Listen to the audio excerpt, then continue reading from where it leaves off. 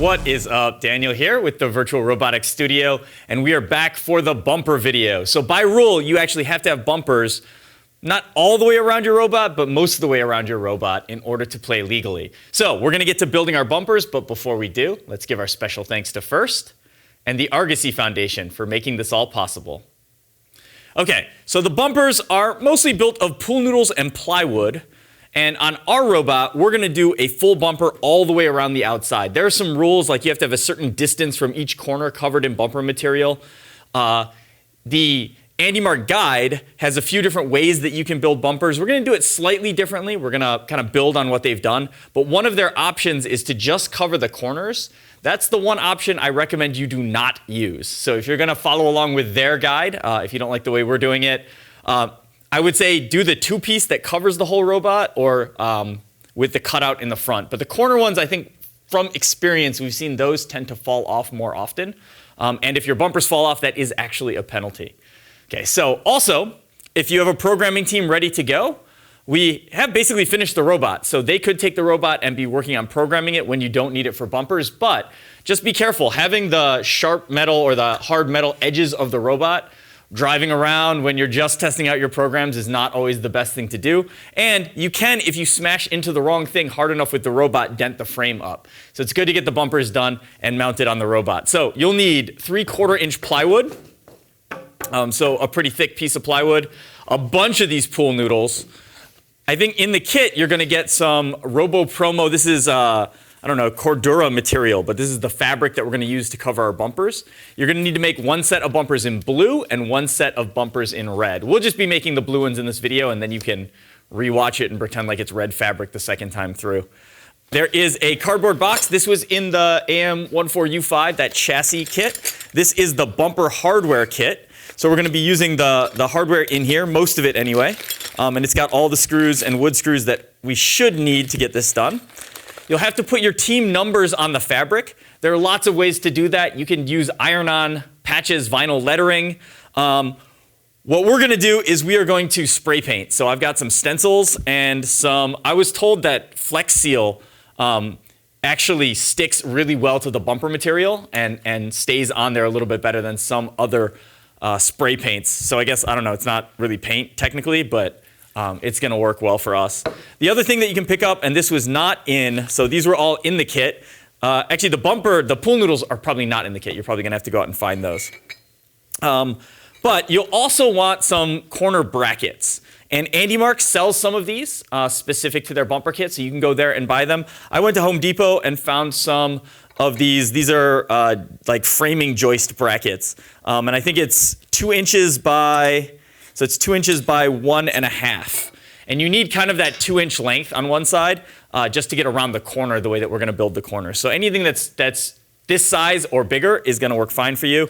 I bought a bunch. Probably we can get by with just 1 per corner, so that would mean you would need 8 of these for the 2 sets of bumpers, 4 corners per bumper. All right, and you will want something big to be able to lay out and measure the wood so we can cut it down to size. And we got some power tools behind me that we'll use. We'll talk about those as we grab them. All right, so first things first, I'm going to get rid of the robot, and I think we'll start with cutting the wood down to size. All right, so the first step is whatever size and shape of plywood you need or you have, we're going to need to rip 5-inch sections of it. So the wood backing is going to be 5 inches long, so I'll come up from this side 5 inches, and that is kind of where we're going to put our mark to cut. But I think with my saw, and my goal here eventually is I'm going to use this as a guide for my saw. So the way this can work is I can run the edge of my saw along this and make a cut.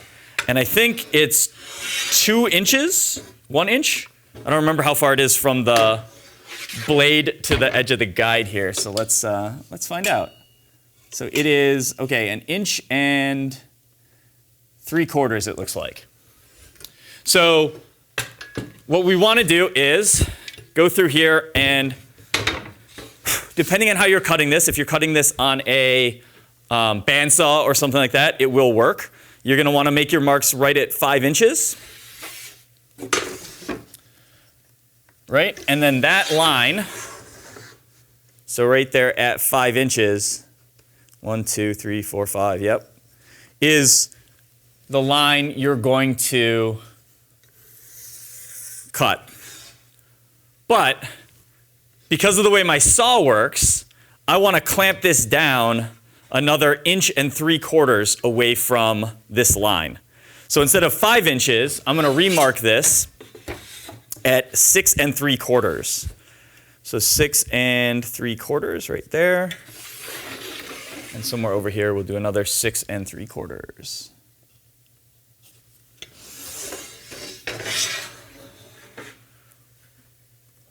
And you can do this again, even if you don't have the big square thing, you can do this with any kind of piece of metal. Will work the same way as long as it is as long as the piece of wood that we are cutting. So that looks good.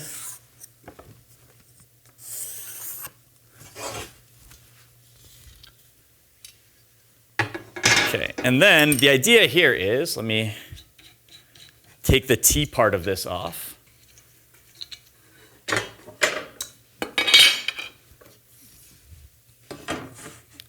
If I put this down and clamp it right on that line I just made, I guess I could have just clamped this instead of drawing the line, but it's too late now.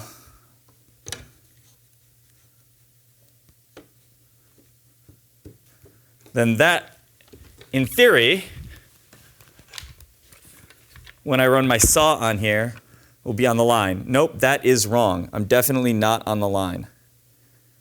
So it looks like it was not 1.75 inches, but 1.5 inches. So let's move this over.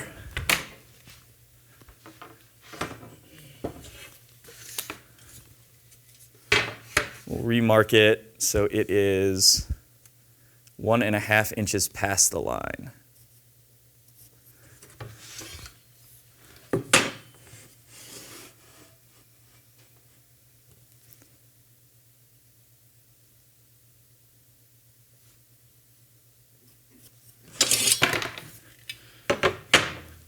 Okay, this time we'll just clamp it on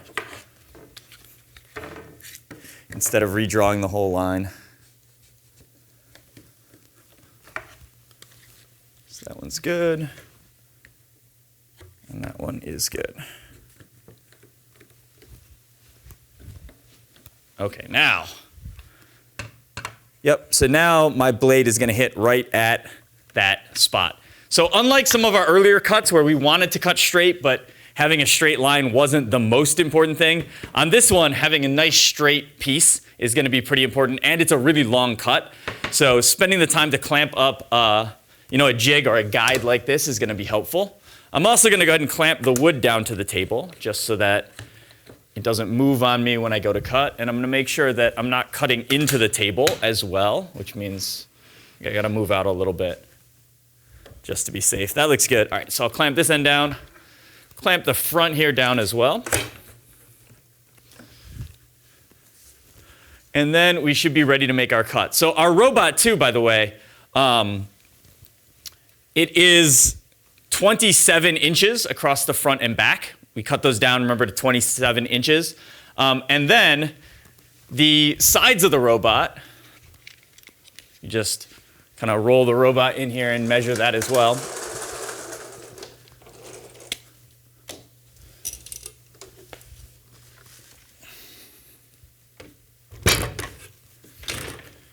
Okay, the sides are going to be 32 1/4. They're just a little bit past. So ultimately, we need 27 plus like 33. So we need like 120 inches of this material cut to length. So this one side here is 48. So this is only going to give us one side, no matter what we do, I think. So we're going to have to make kind of 4 cuts like this in order to get all the material we need. All right, but let's do it. So I'm just going to keep it against my ruler here and cut all the way.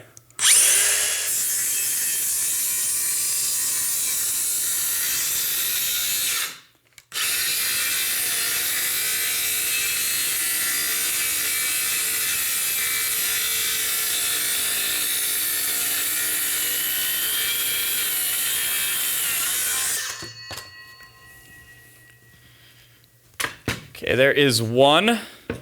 Remember, this is supposed to be about 5 inches. That is close enough to 5 inches for me.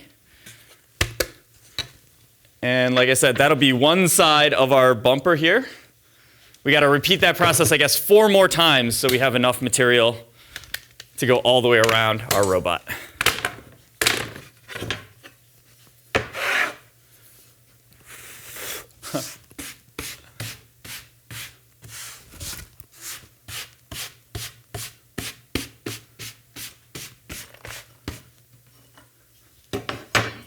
I can use this one, so all my bumpers hopefully end up roughly the same size.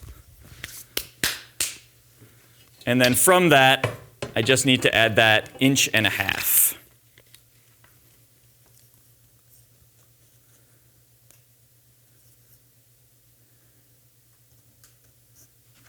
So we'll get there, measure somewhere over here.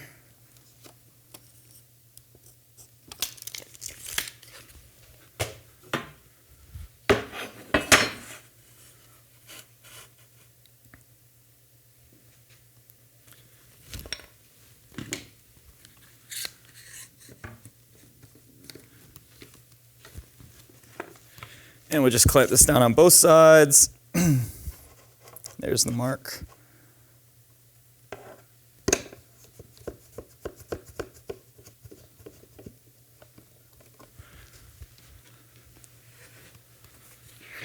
Okay, and before we go again, we have to move it over. So again, we're not cutting into the table.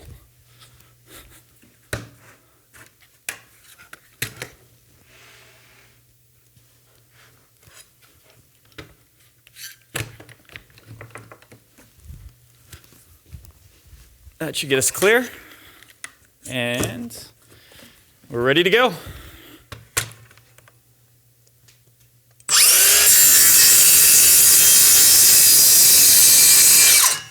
And one thing I can do is I can make a little bit of the cut, and I can check to see if the sizes are going to be the same.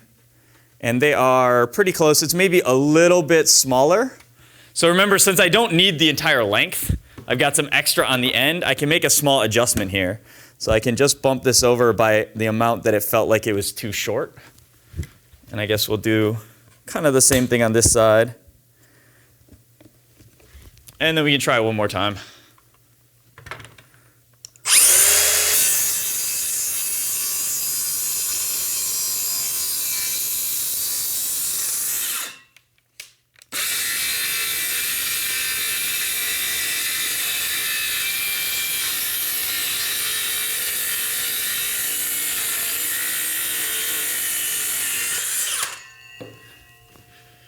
All right, that's 2 down. And they are pretty close to the same size, maybe a 1/16 of an inch difference. It's going to be good enough. All right, we have our 4 blanks cut.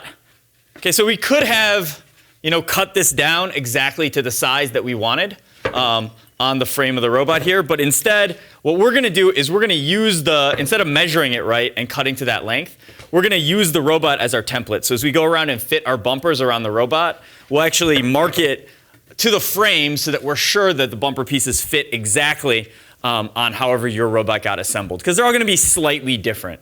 Okay, I should clean up, but before I clean up, let me go ahead and sand these edges so hopefully I don't get any more splinters. You can do this with a file or just sandpaper. I have the power sander, so I'm going to use it.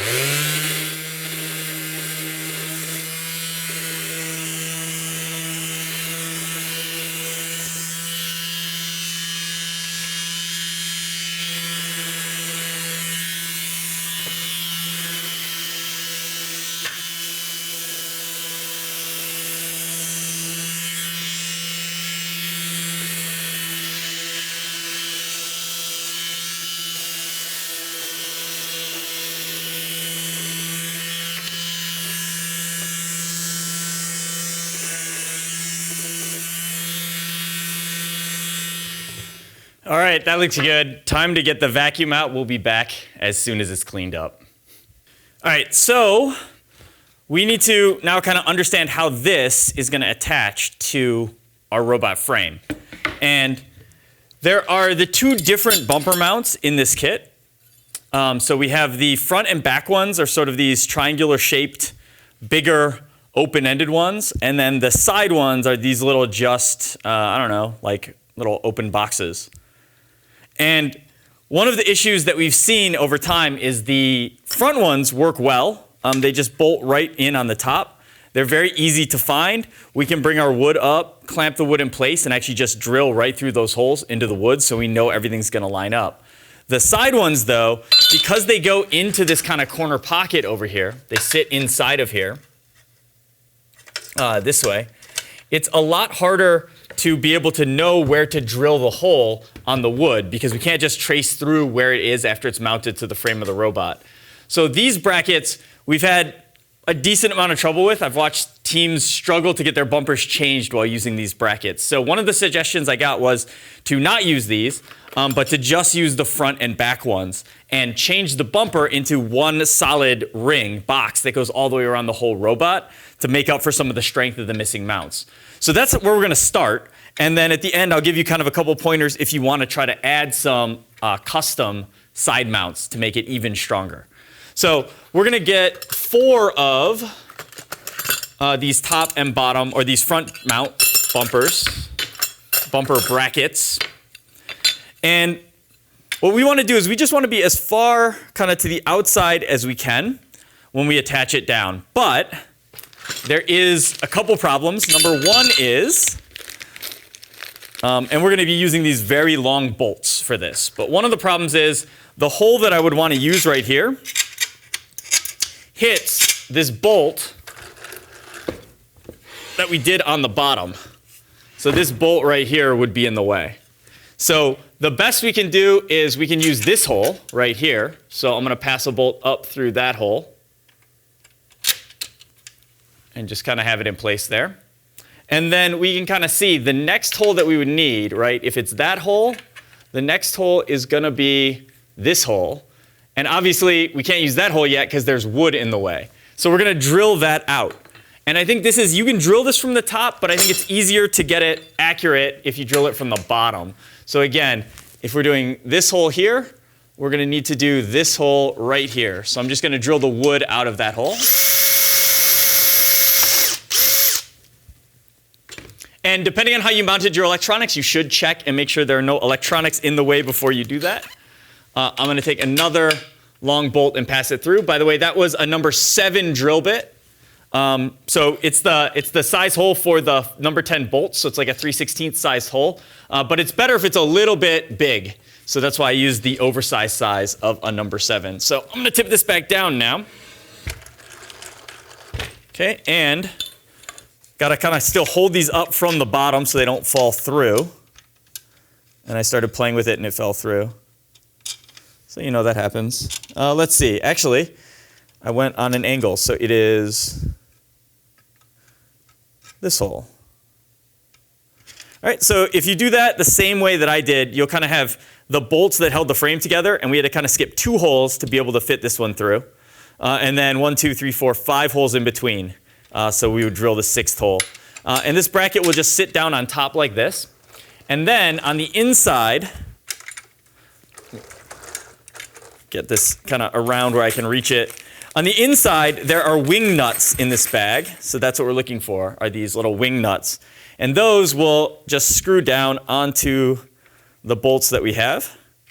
And these are toolless. So these, in theory, should make changing your bumpers faster because you don't need to get a tool out.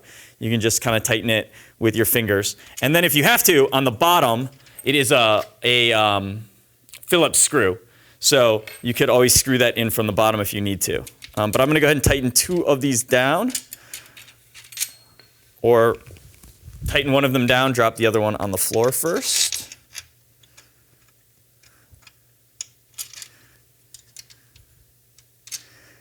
It's a little tricky to get the wing nuts started. That's the hardest part here. All right. So that is sort of tightened and in place. That's where one of our front mounts is going to go. And there is another trick here too, and that is, you know how these keep falling out? If you wanted to, you could go through, let me see, I can show you on a, not the robot, so it's a little bit easier to see. So this is like the piece that we cut off the front here. And if you go up through the bottom hole, you can put a regular nut in now. And if you have that regular nut kind of sitting, and I'll show you with a wing nut because I don't have a regular, and you wouldn't use a nylock nut for this, you would just get a regular nut. But let's get this going a little bit. The idea is if we tighten this all the way down, right? You can imagine if this wing nut were tightened all the way down to the bottom here, then there we go. Now we're getting some speed.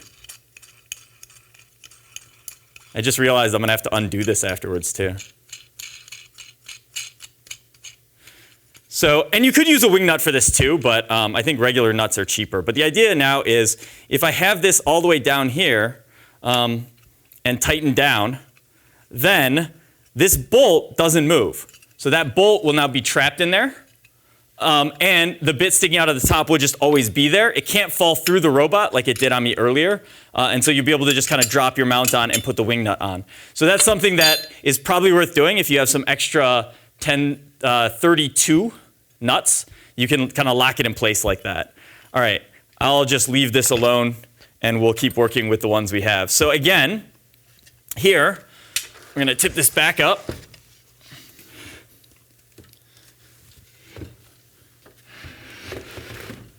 And we can use this hole all the way through.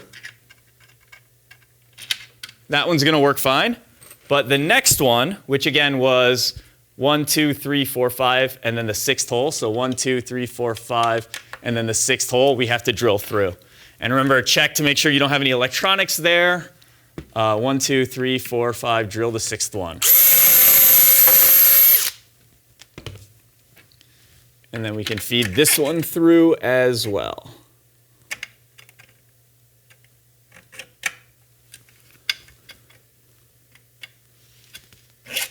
Feels a little tight to me, so I'm just going to drill through the hole again one more time.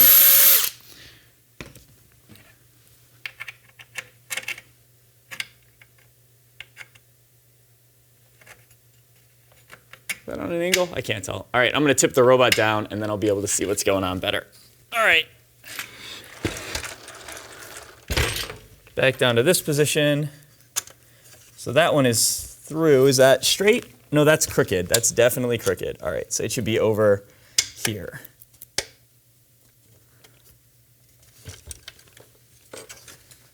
Okay.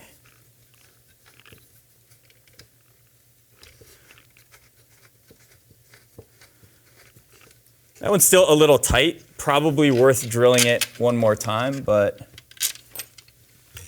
let's go ahead and get our bracket on for now. We can always fix that later. Let's see, is that the right hole? Nope.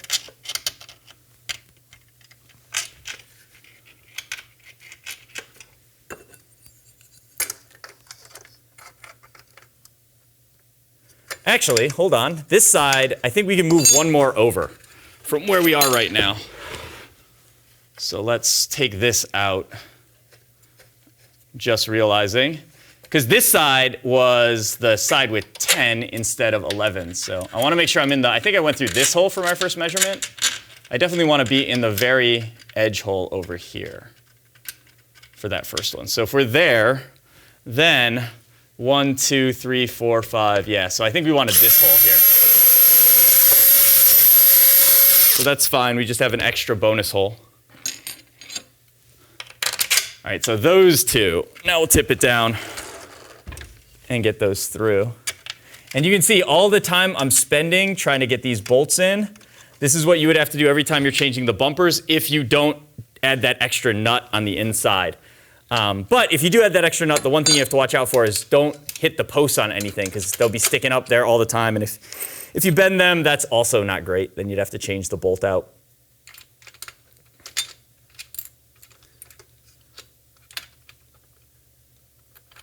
Let's get this wing nut started on this side and started on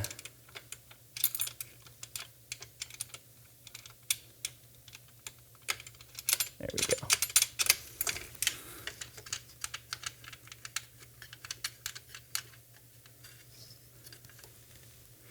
And it may be too that instead of using the wing nuts, you have like a socket or you have a power tool that you can use to drill on and off regular nuts faster. Then by all means switch over to using that instead. Okay. One thing I want to make sure is I'm kind of pulling these as far forward as they'll go.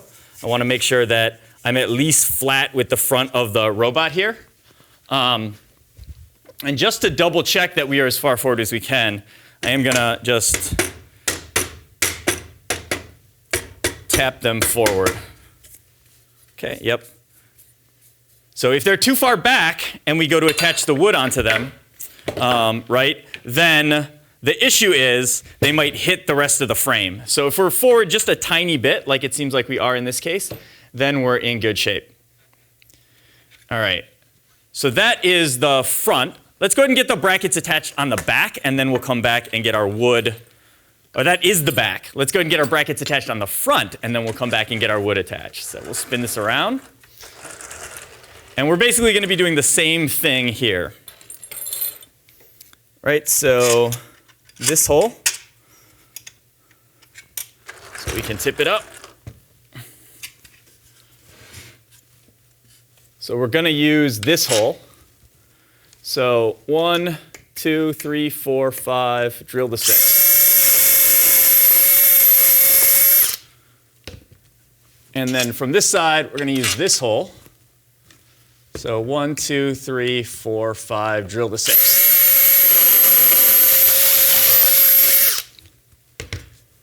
Okay, and I did look before I tipped it over that my electronics were clear.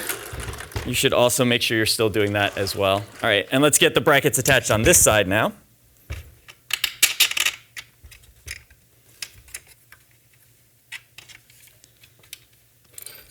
There's one.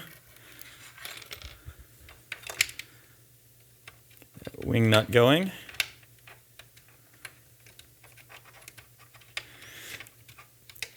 So I've been talking about being able to change your bumpers. Remember, you're making a red set and a blue set. And in about half your matches, you'll be on the red alliance. You will need to put your red bumpers on. And about half your matches, you'll be on the blue alliance. And you'll need to put your blue bumpers on, which means you will be taking this on and off a decent amount. Sometimes you get lucky, and you get to stay the same color for a bunch of matches in a row. Sometimes every other match, you're switching your bumpers. So this is something that you definitely want to spend a little bit of time making sure that your team is familiar with and that you can make that change relatively quickly.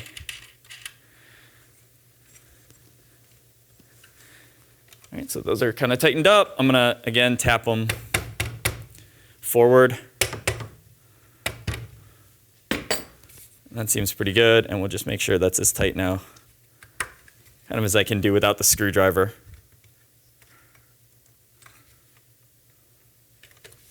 All right, and the other side.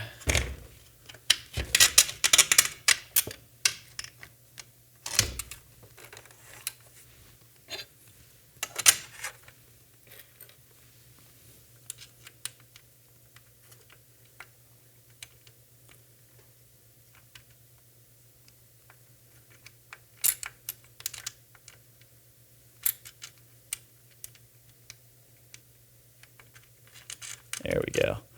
Thought I had figured out how to get the wing nut to line up nicely, but it didn't work for me that time. Okay, and then we got one more here.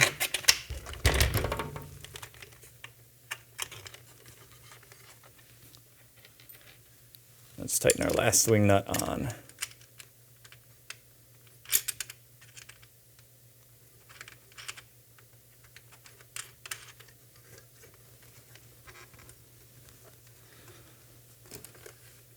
Tighten those down as much as I can and tap them forward.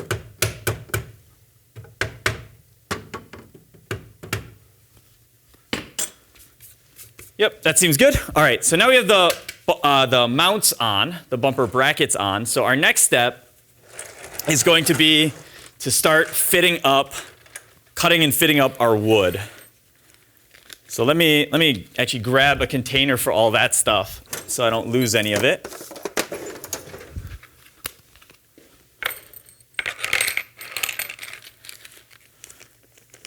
And we're going to use all these wood screws, but we might not need the other long bolts here. Those would be for the side mounts. Okay, so our next step is we're going to kind of mark our first piece.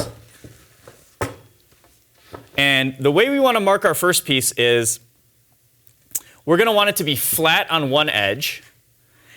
And then on the other edge, we're going to want it to stick out by exactly, so if I were flat on this edge, I would want the other end to stick out by exactly the width of one of our wood bumpers. So we get a nice corner like that. And the idea is we're going to always have each piece is going to have one spot where it is hitting flat like this and one side where it is the one going past. And that way, I think if your cuts are slightly less accurate, we can still adjust. So if it's not perfectly level in this corner, but if this is back a little bit, when we go to put our corner brackets on, they're still going to hug around everything, and we're still going to be able to attach it. So if everything we cut is just a little bit short, it's actually going to work fine. If you cut it too long, then we'll have to just go and sand or grind it down until it's exactly right. So this is our goal. I'm going to line up this edge. Oh, and also, I guess now is the time for us to figure out, so I don't know if you noticed, but my wood is very, it is bowed a little bit, so that is not straight. So do I want to, let's think about this, do I want to attach it this way or this way?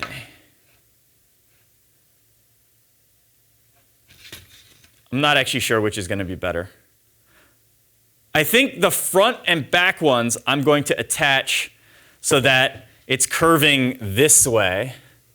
So the middle is in and the sides are out, because then the brackets will kind of pull it back to flat a little. No, actually, I think it's going to be about the same amount of pain no matter which way we do it. I'm going to do them all the opposite of what I just said. So I'm going to do them all so that the curve is kind of out in the middle and in on the sides. So that's how I'm going to line this one up. And I don't need to be on my brackets just yet because we're dealing with the frame of the robot here. So by holding my second bumper piece here and this one coming in like that, I'm flat on that edge. And then on this edge, I'm going to grab one more of these bumper pieces and put that on kind of where it's going to go, back here. And the idea now is, again, make sure if you have multiple people that can help, one person's kind of holding this end in all nice and flat, and then this end as well. And my idea now is I want to cut this right on the edge of this piece that I'm holding here. So if I just draw that line, that's where I want to cut my first bumper end. We'll get that one later. Okay, so we're going to make this cut. We'll actually mount it to the robot, and then we'll work our way around measuring and cutting the rest of them out as we go. So let's move a couple things out of the way, and then we'll get started on cutting this piece. All right, so I've got the line I'm going to cut. I'm going to use the circular saw again. I'm going to make sure that my cut line is off the edge of the table here, and I will go ahead and clamp this down so it doesn't move on me when I'm cutting. And the thing that you need to remember is this is our 27-inch side, right? So if you measure this, actually it's 27 plus about the 3/4 of an inch that we want to stick off to join the other piece of wood. So I'm just about 27 3/4. I'm slightly under that, which might make sense because, you know, the front frame of my robot is slightly less than 27, and in fact, the thickness of the wood is slightly less than 3/4. So if we had just said, okay, it's 27 plus 3/4, you probably would have cut it a little bit long. And remember, the other thing I was saying is if it's too long, we're going to have to go back and fix it. If it's too short, then it's going to be just fine. So when I cut here, I'm going to make sure that I take this line off. So this is my good side. This side is good. This is my scrap side. So I'm going to make sure the line is gone off the good side. And if I end up a 1/16 or an 1/8 of an inch short, that's actually just fine. All right, so let's line this up and make our cut.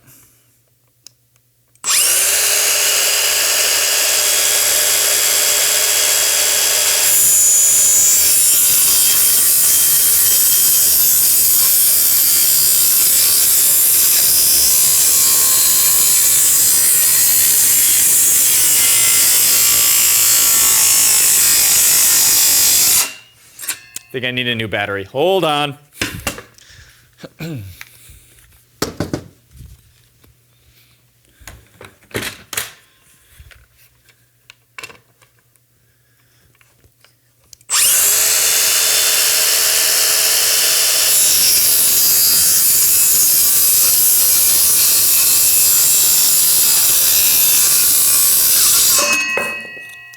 Okay. I guess we should sand that edge again.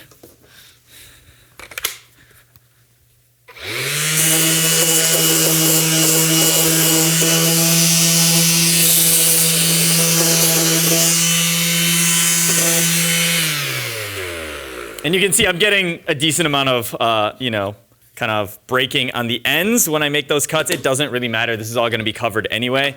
You're not going to see it. Okay, so this, which way is it curved? This way, yep. So I said I was going to make the curve out in the middle. And so this now is what we're going to try to attach. And so what I want to do is I want to make sure that I'm flat on this edge over here. And then I'm just going to go ahead and add some clamps here and here to hold it in place. So let's get the clamp ready to go.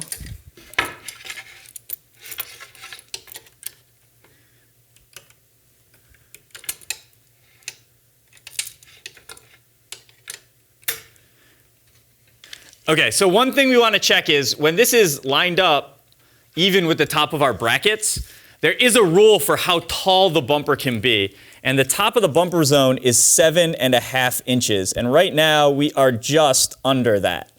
So it is okay for us to mount it just even on the top of these, but don't be any higher than that. If you're higher than that, it will be outside of, there's a bumper zone, and that would be illegal if you were outside of that zone. So let me bring another piece of wood back on this side. Okay, and our goal is to be somewhere so we're flat against that edge like that. So we'll go ahead and clamp that on. And then I'll get another one for this side over here.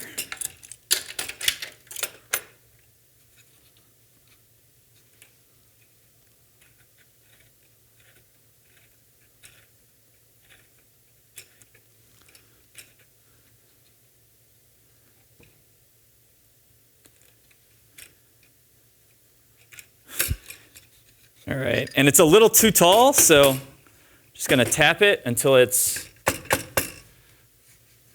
basically at or just below the lip on here, on both sides. Okay, so this is where our first bumper piece is going to try to go.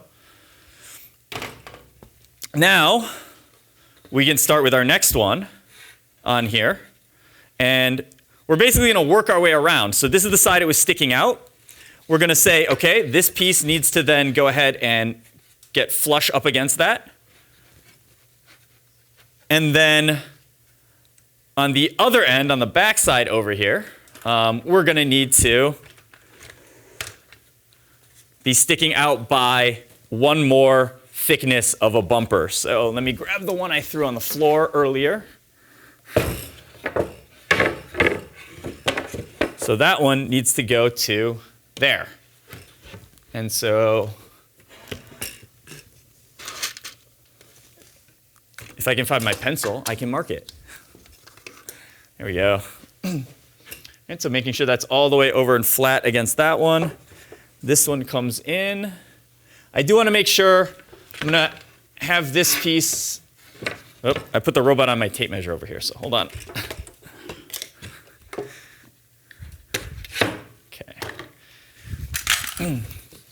So I am going to come down flat on the table because I want to make sure that this line I draw to cut is straight. And then we'll come in with this piece while it's touching. And that is where we're making this cut.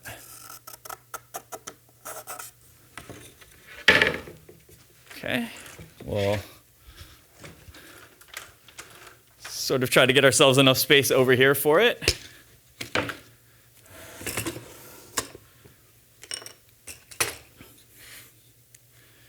Once again, we'll clamp it to the table.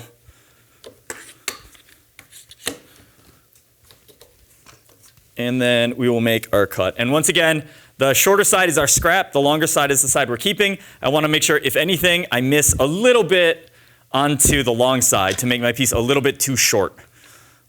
Although perfect is fine too.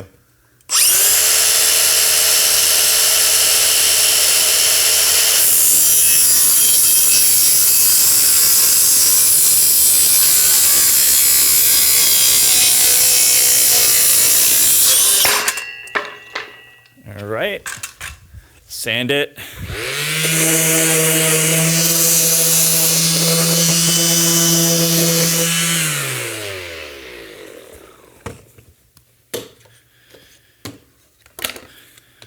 Okay, now this one's a little harder for us to clamp into place, but we're gonna do our best. And it'll get even more accurate when we have the other piece on the other side that's connected to our actual brackets. So what I'm going to do here is just look to, I guess we'll use these clamps if they're big enough. Yeah, I think they are just big enough. All right, so we'll pull this up until it is just feeling with my fingers to make the corner as flush as possible. And then I'm just kind of squeezing that one on. And I'm just going to kind of eyeball level. It's not going to be perfectly level, but that's okay. But I can kind of see on the bottom of the frame, if I line it up kind of even with this bar on the bottom of the frame, that looks like about where it ends up showing. So what I was doing is just lining it up so that it looked like my gap here was the same all the way along. And then I'll throw one more clamp on this side, so it doesn't move too much. Okay, and then I guess let's rotate this around so we can get to the next two sides we're working on here. I think that's the same piece I've dropped every time. All right, we're working on this side now. And it's going to be this piece going across like this. So again, we'll kind of clamp it in place where it's going to, I guess we don't need to clamp this one in place yet. We're going to just line it up flat against the one we've got there. And we need one more board. We can use the small scrap pieces instead of getting the full long one. And so when this is flat against that, I'm going to line up on the edge of this board and make our mark. Okay, that is our next one to cut. So let's clamp it onto the table and cut it to size.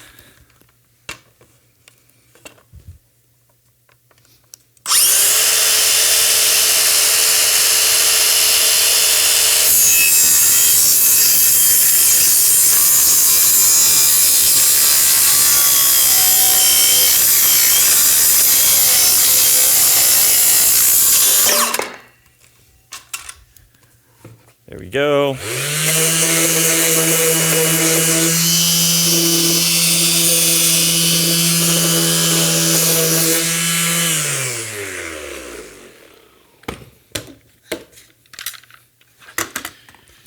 Okay, which way is this one bent? Huh, this part is, yeah, it's definitely bent. Okay, it's a little straighter. Okay, so we're gonna be on like this. Let's go ahead and get some clamps on there.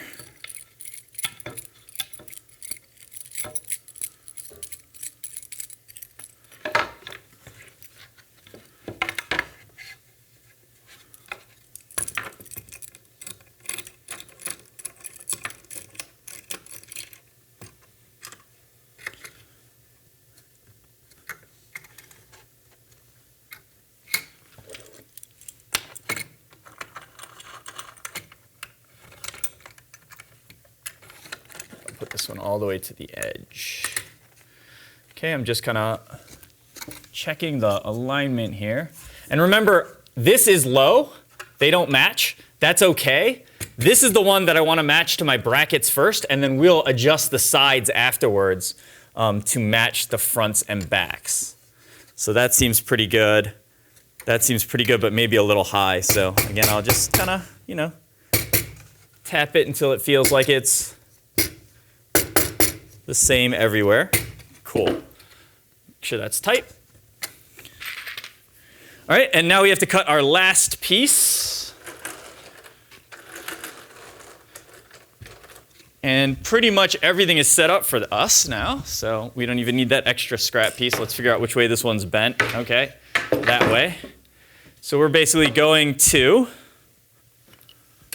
it's flush there until we're even on the end here. And that line didn't make it all the way across, so I'll just grab my speed square and I will finish the line.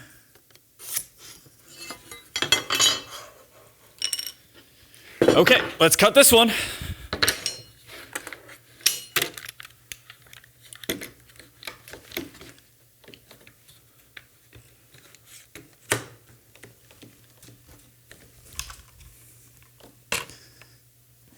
Here we go.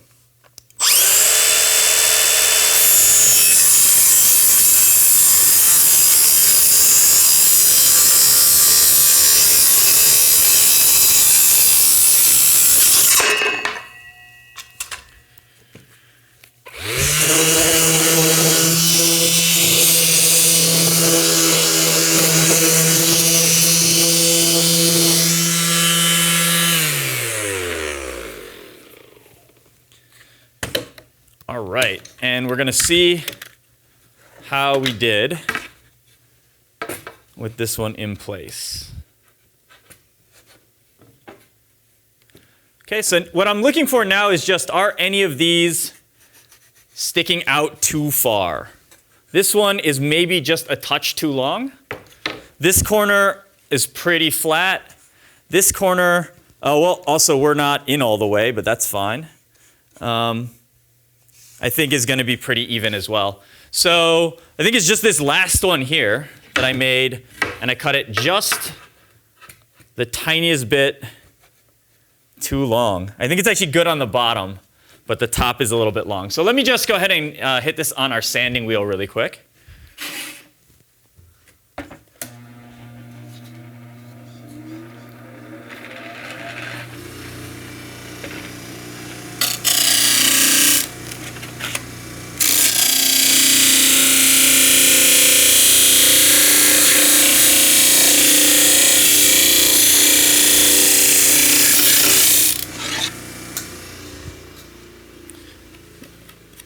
And then sand it again.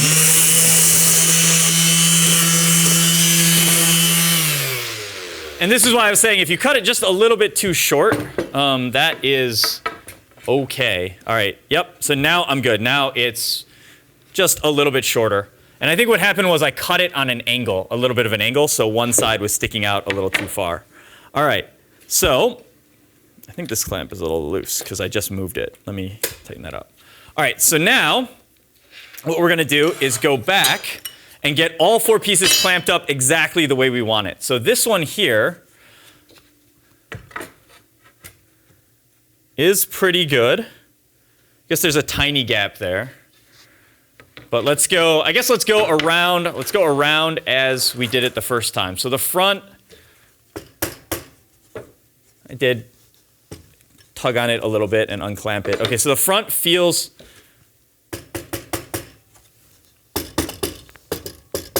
pretty good.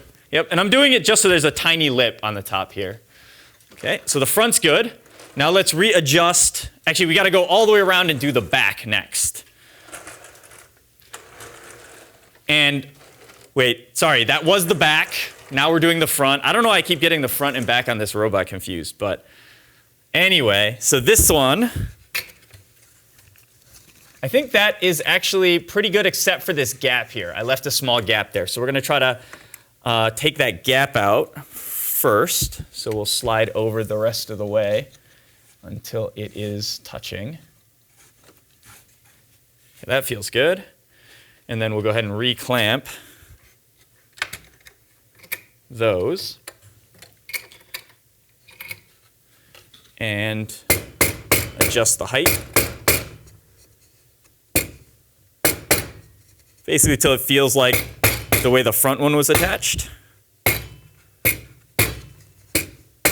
Okay, that feels pretty good. So now I think our front and back pieces are in a good spot. So now let's go ahead and make this side here match perfectly. So I'm just gonna kind of bring it up. I'm gonna align the wood so it's as close to, even as possible. Looks like this side one is a little bit skinnier than the front and back, so I'm gonna have a tiny gap on the front and back here. And then I'll go ahead and clamp that in. That's good. And then we'll do the same. Okay, I knocked my clamp off, so that was less good, but I think I have to be not quite on the wheel in order for this to work out. So that looks good. Don't hit the clamp. All right, this one we're gonna loosen. We're gonna make that adjustment here until it feels nice and even. And then we'll go ahead and clamp it down. Looks like it moves a little bit when I clamp it, so we'll compensate for that. That looks good. So now this looks good. And now we have our last side to do over here. This way, all right. I guess we'll use these clamps because they fit. I think if you have 3-inch C-clamps, you might be able to get it to fit. Another thing you can do is if you can't get the clamps from the top, you should be able to clamp from the bottom with a smaller clamp. It's just a little bit less convenient to get to. So we're gonna just kind of clamp it even though we know it's in the wrong spot, just to get us some help holding it together. All right, and the front actually seems pretty good. Let's get this started on the back here. And just a touch low. But yeah, that's pretty good. All right, so that feels pretty good all the way around. And just know, if you have some small gaps, it's not that big of a deal. It's going to kind of be okay. But we can now go back through and check the corners. I think that one's pretty tight. This one we have a bit of a gap. Let's go ahead and readjust this one so we get that gap out. So we'll try this one again.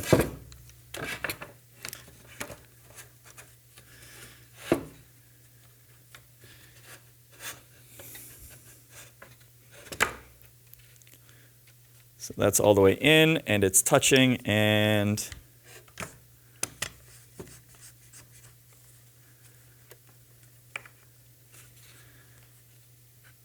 there we go, no gap. Okay, then let's fix this side. We gotta bring it up a little bit. Get that clamp on.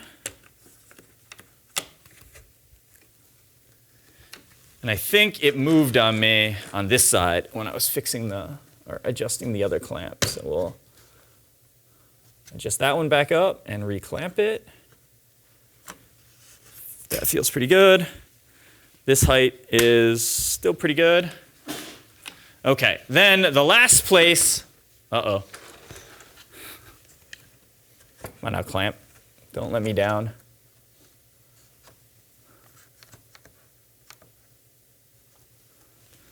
All right, then the last place is, that clamp is just it's not happy wherever I put it. Okay, let's move it a little bit and see if you can grab a little bit better, a little bit farther over.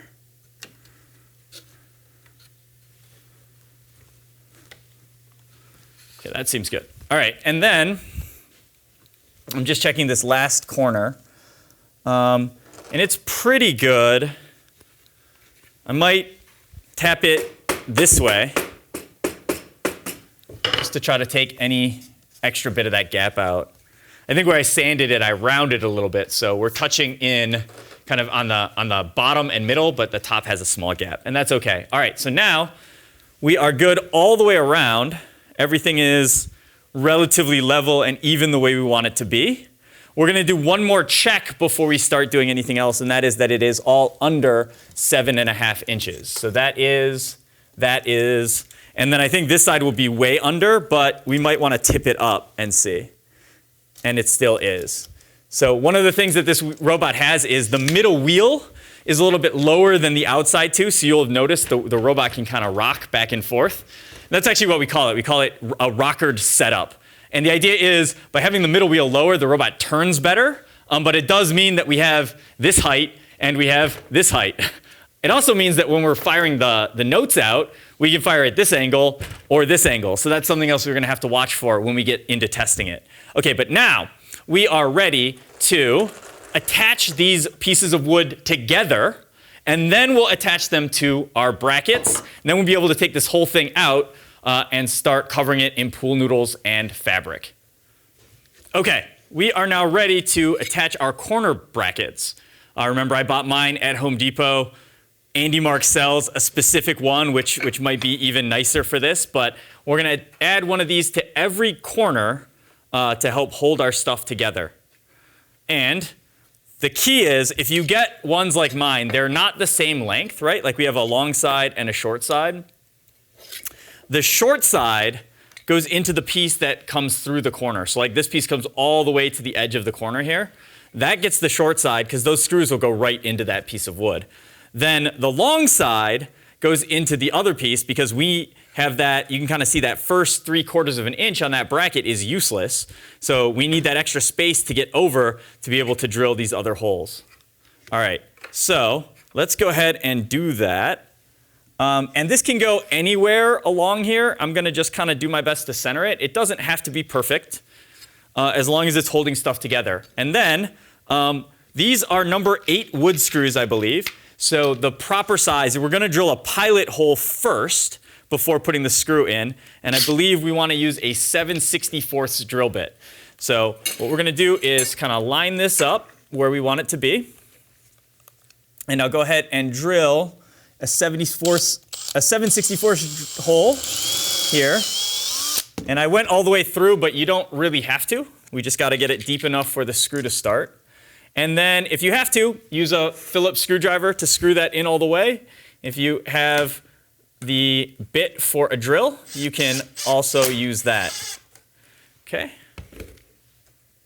That one looks good. You want to be careful though if you're using the power tool. Like it's going to get tight at some point, and I'm going to completely ruin this screw here, but I can keep going, and it keeps spinning. And what that's doing is spinning in place.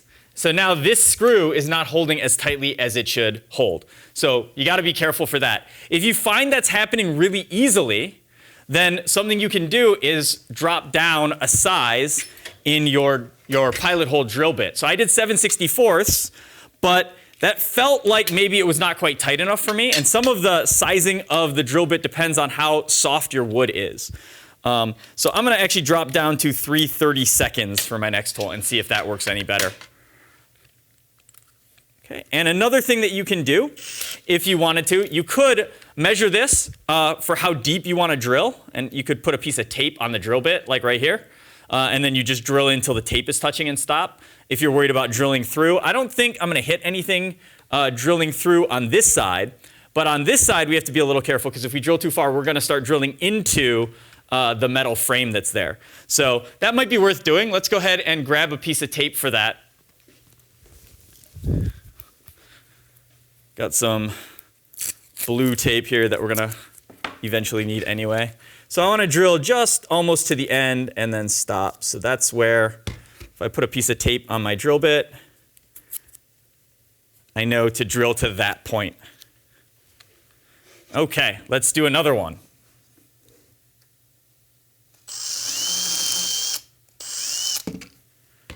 And we'll put another screw in here. If you're doing this with a drill and not a driver, you should set the clutch on your drill so it doesn't go too far. Okay, that one felt like it got much tighter, so I'm happy with that one. With the 3/32 drill bit. All right, and we just keep going. So we're going to do another one here. And obviously, our drill bit is smaller than the hole that we're drilling into. Try to put your pilot hole in the center, but it can actually be pretty far off center and still work. Another thing, too, is if you don't feel like the power tool, if you keep going too far on the power tool and you're worried about stripping out all of the holes, you can take it close with the power tool, and then you can do that last little bit by hand where you can sort of feel how tight it's getting. All right, let's do one more on this side.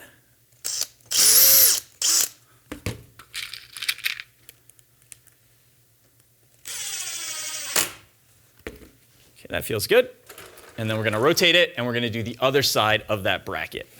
So this is the one where I really don't want to drill too far in, or I'll hit the metal. Just know, don't push super hard when you're drilling, and you'll feel, if it hits the metal, you'll feel it in the drill bit. And as long as you're drilling straight, you might leave a mark on the aluminum behind, but you'll be able to just stop and back out at that point. Okay, so that one didn't hit anything.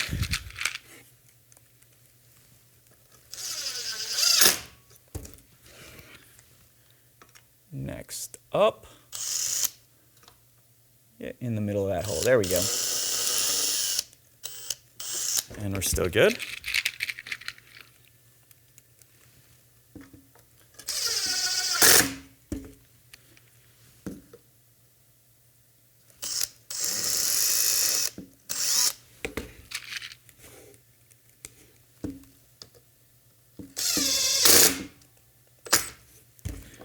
That one felt weird. Let me make sure it's tight. Yeah, it's pretty good. All right, last one.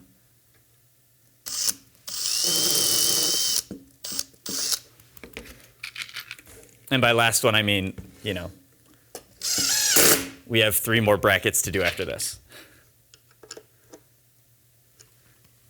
Okay, that corner is good. Let's rotate the robot. And we're going to work on our next corner here. Kind of as you go, double check everything is still good. So we attach that first corner. I'm still clamped up good. This corner still feels good. I still feel roughly centered on my wooden pieces. Okay, and again, the one that's coming across that has the corner gets the short side. So we'll get started on this one.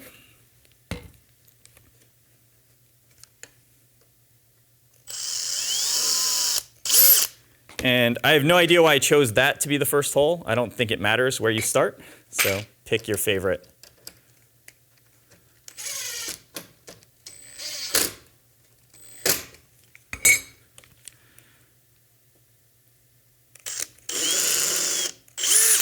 Just like before, it is nice to do one hole and put a screw in. Okay, my clamp fell off. Looks like these clamps were maybe just not quite the right clamp for the job, but well, we're committed here, so I'm just going to put it back on. Or pretend like nothing happened. If you only have one power tool and you just keep switching between bits, once you get 2 screws in on one side, you can probably drill the other 2 holes, both at the same time, and then go back. But make sure you have at least 2 screws in so that the plate isn't going to move around on you. Otherwise, there's a chance your holes will misalign. It's less of a problem here than when we were doing stuff into metal because the wood will kind of give way a little bit. And so it can kind of fix itself to a certain extent. Yep, this one I did too much. So that one's a little loose, but it'll be okay. All right, and keep rotating. We are now working on this corner, or this side of this corner. In this case, I feel it's bending out a little bit.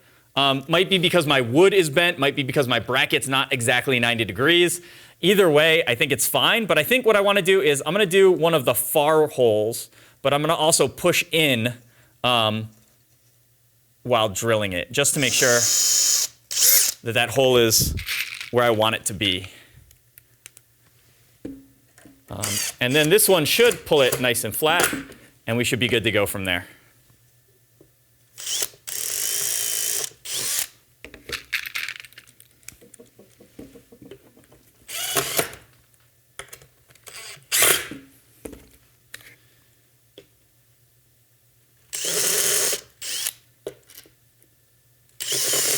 Okay, and since we have 2 in, I'll go ahead and drill the last 2. I think it's a little faster that way.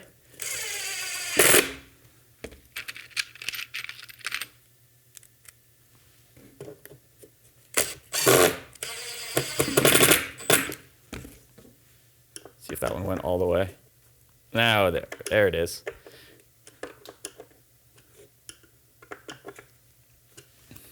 Okay, those are good. Let's rotate it, get to our next corner.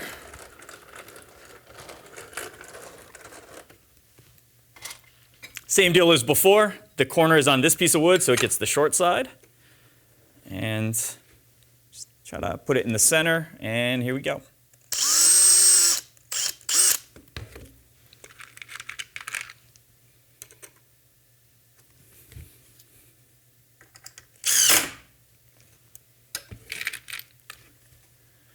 Second one.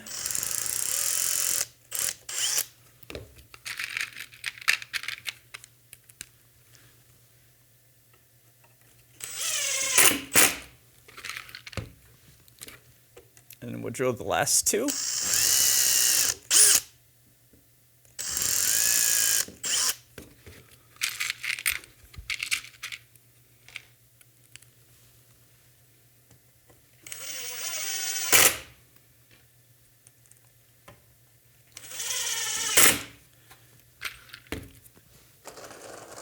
So that was a little bit more. Let's get this side. This one's sitting closer to flat, so we're happy about that. I would say if you haven't gone and bought the wood yet, you should try to find the flattest piece of plywood that you can. It will make all of the following steps easier.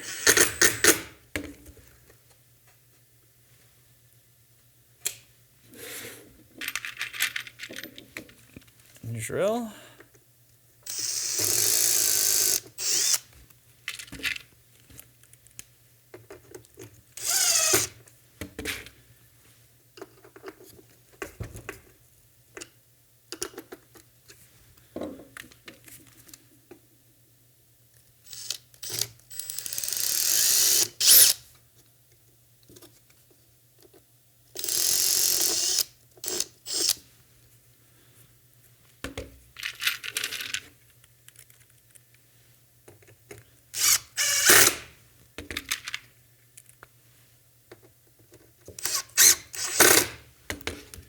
All right, last corner. And I have another clamp to fix. Make sure that's nice and level where we want it.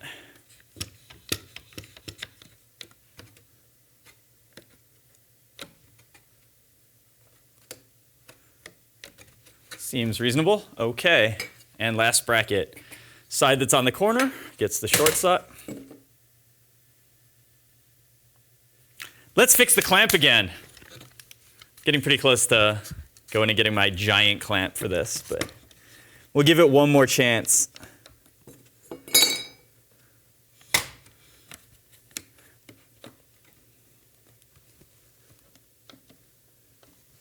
Tried wiping off some of the sawdust. Maybe that's why it's slipping off. All right, get in the middle. Let's drill a hole.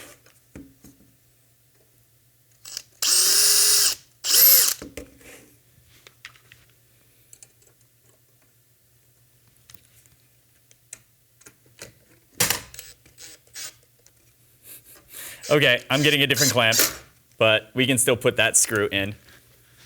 All right, this clamp has let me down.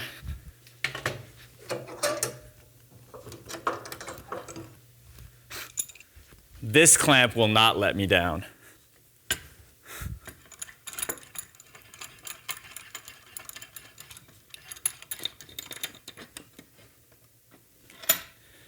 All right, we'll lift it up until it's level again. And then I will tighten down this clamp, and we will have no more clamp shenanigans. All right, back to drilling in, screwing in.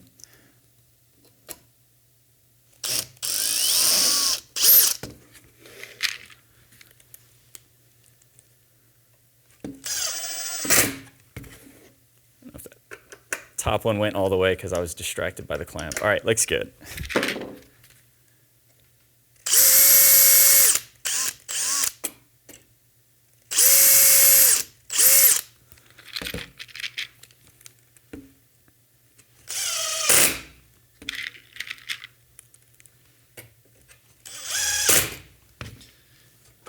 And the last side.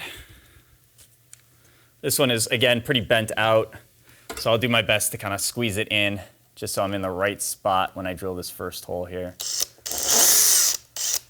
But when we tighten the screw in, it's going to bend it nice and flat for us.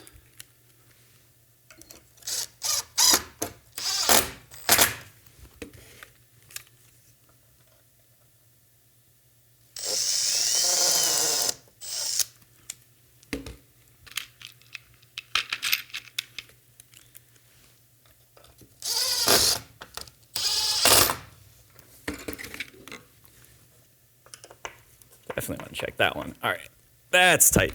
Last 2 holes.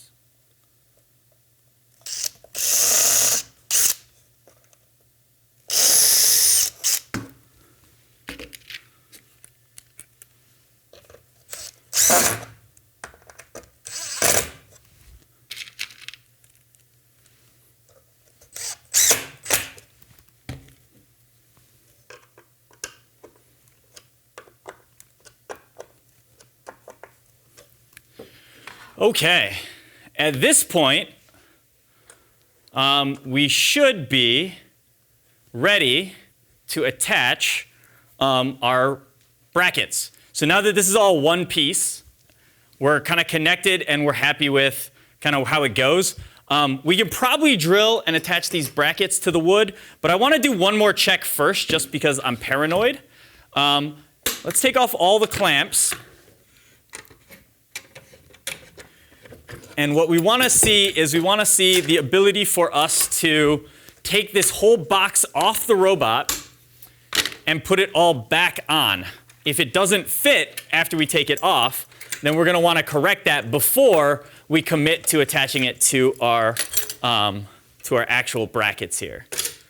So the one-piece bumper, in order to put it on or take it off, you end up basically lifting it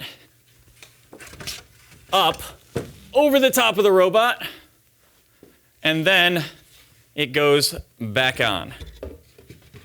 And yeah, that goes on. That is perfect. That is fitting so nicely. Now, there's something that we might need to pay attention to, which is we mocked this up and attached it in this orientation. It may not work in other orientations. So before I do too much messing around with it, I'm just going to make some marks on my bumpers. So this is the front right here. That makes this the left side. This is the back. And this one is the right side. And my letters are correct way up, are right side up. So let's see, just to know how careful we have to be in the future for maintaining that orientation. And you do have to lift it level. So for example, if I try to put it upside down, would it still work? And the answer is yes, but it is definitely tighter. So we don't want that.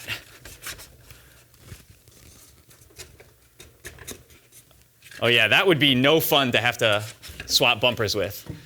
We'd have to be tapping that as we go. All right, and the other way is if I flip it around, so the front and the backs are now switched. Where does that get us?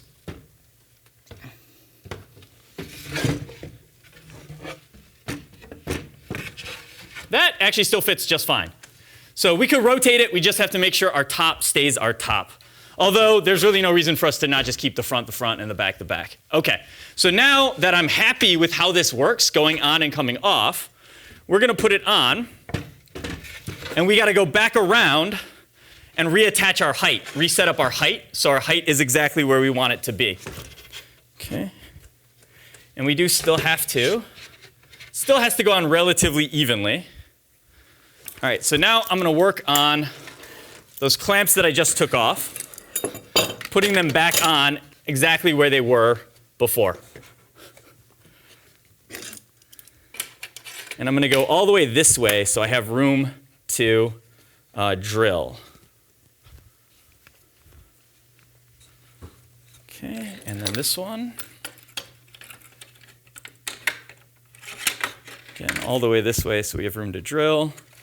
And I gotta just lift that up a tiny bit. And I'll come back and do the tapping with the hammer to adjust those, so I'm very happy with their position. But before I do that, I'm gonna also get this side up to where I want it to be.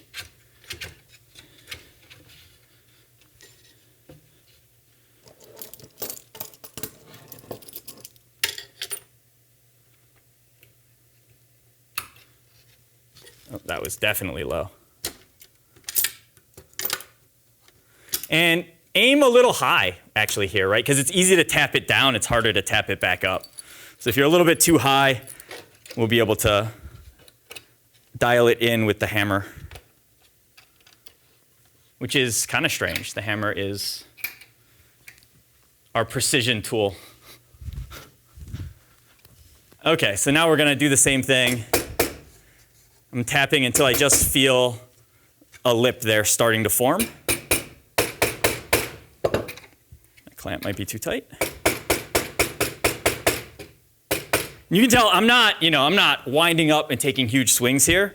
If you have to hit that hard to get it to move, just loosen your clamp up a little bit. Okay, and again, I'm aiming for just a lip, just feeling a bit of a lip there. Let's rotate it and do the same thing on the other side here. Okay, so this one is maybe good. Yeah, okay, that seems good. Let's snug the clamp down just a little bit. And now we are ready to drill. Let's do this side first here. So we've got on the inside here 6 holes on these brackets. And so we're going to do the same thing we did when attaching our corner brackets here. We're going to drill into those 6 holes, and we're going to drive a screw in. Now, you might run out of screws in this step. You will definitely run out of screws if you are making your second set of bumpers. So these corner brackets that we put 8 screws in a piece, those were not, supposed to be part of the kit. So you didn't get screws technically for those corner brackets.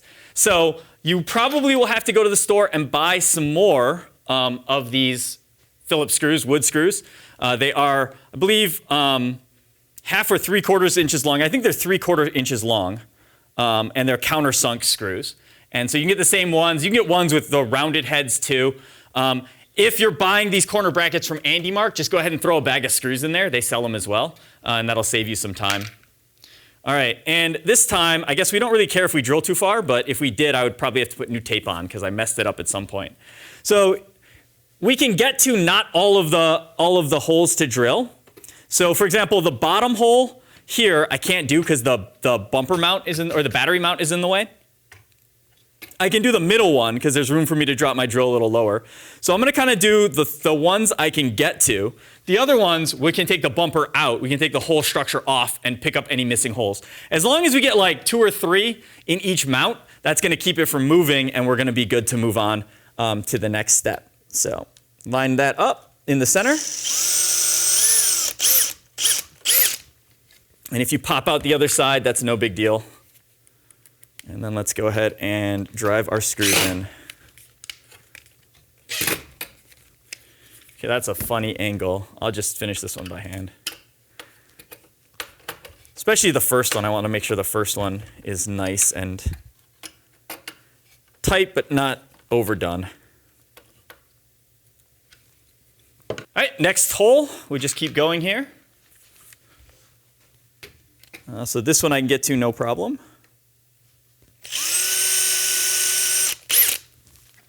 So drill that one out.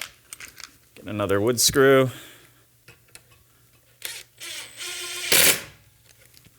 Like I said, I think I get this bottom one here. Bottom middle. Kind of can't. My chuck hit the side here. So we'll leave that one alone. I will take this clamp off now. I've got the 2 screws holding it. So I can take that clamp off and I can put a third one on the top.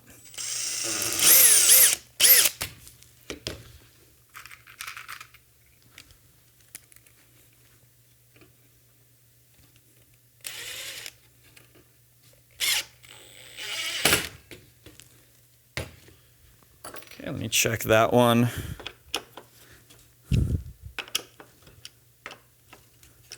Okay, those look good. Let's do the other side bracket here now. I did not want to take that clamp off. I'm going to just make sure it's still lined up and put it back on. No problem. We need to drill. Okay, we'll get that middle hole first again. Just try to be in the center.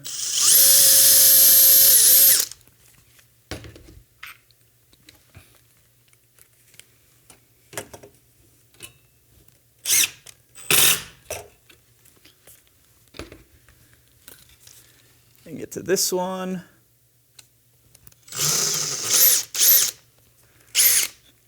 Another thing to keep in mind is we are drilling over the robot right now. Typically, if you drill over the robot, you want to cover it with something, but we are only drilling small holes in wood. And since the wood is non-conductive, we can get away with this. If we were drilling through metal, though, we would have to be much, much, much more careful.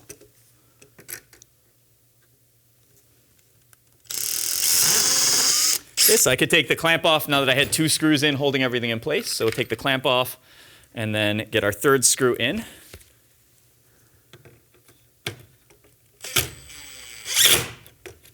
Looks good. Okay, and then let's rotate our robot around here so we can do the same thing on the front.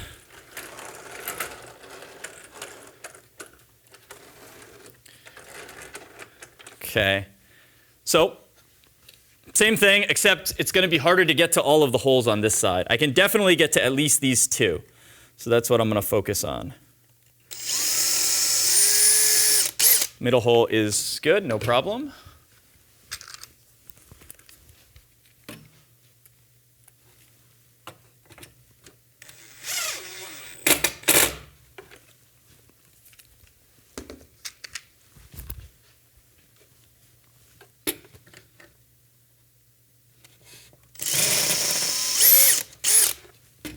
And that end is, I think, going to be easy to get to.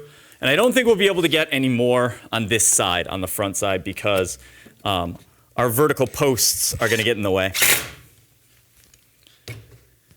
Okay, and we'll do the other side over here. Same way.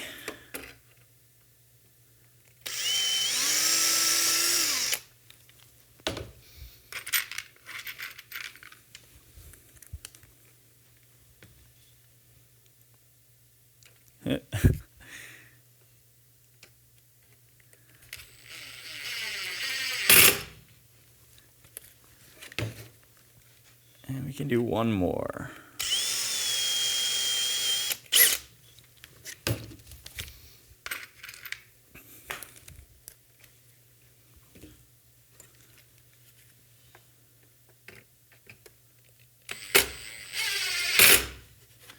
All right, so that is all the holes I can get to right now. So we'll go ahead and unclamp this. Unclamp this. And now we have to undo all of the wing nuts. And we're going to take the bumpers out with their brackets now attached. And just remember, when you're working with these bumpers, the wood screws that we just put in, we don't really ever want to take out again unless we have to. And there is a time we're going to have to. And then we'll put them back in one more time because we have to cover this with our fabric. But the idea is the wood screws, you don't really want to be putting them in and taking them out a lot. They're going to lose holding power. So instead, using these wing nuts and bolts to be our actual way of attaching and detaching the bumper from the robot is going to wear a lot better. So it's going to continue working for a long time. So get all the wing nuts off on this side. And then we'll come around to this side. And we got to get these wing nuts off as well. Sometimes you can get them to spin, and then it's very nice. I mean, unless you lose the wing nut.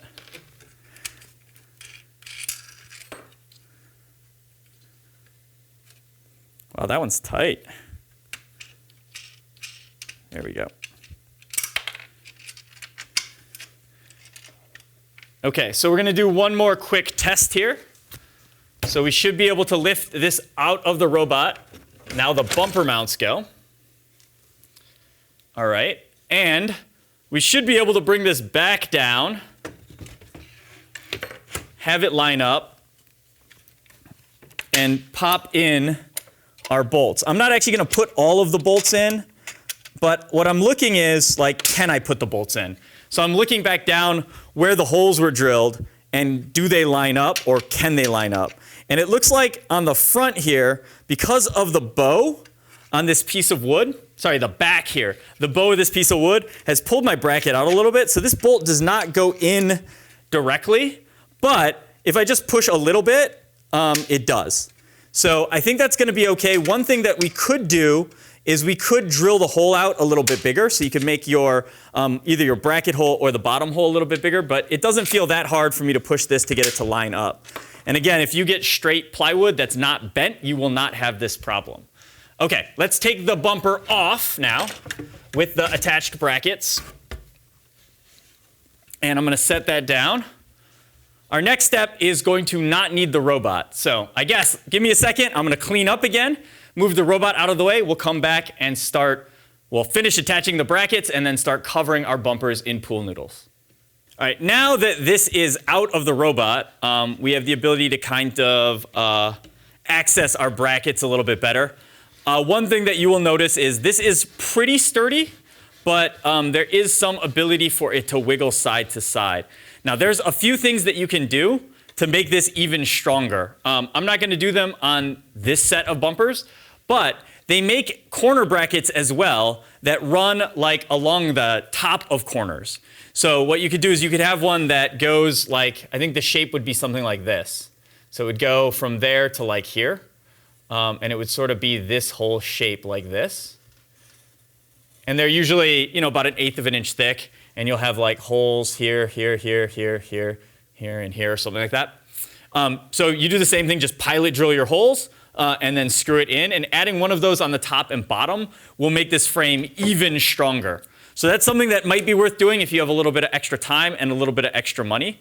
If not, we're just going to have to be a little bit more careful with it when we're moving it around. But once it's mounted on the robot, it's going to be pretty solid. Okay. So we're going to do the last 2 holes on these ones that we couldn't get to when it was still in the robot.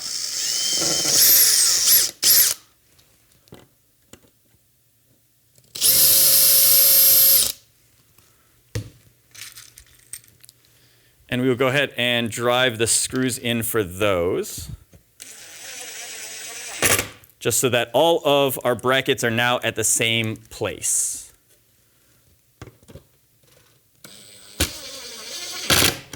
Okay. Then, while it's all like held up this way, I am going to go ahead and drill the pilot hole for all of the other holes. But I'm not going to put any screws into the bottom set of holes yet. So we're just going to drill out all of these.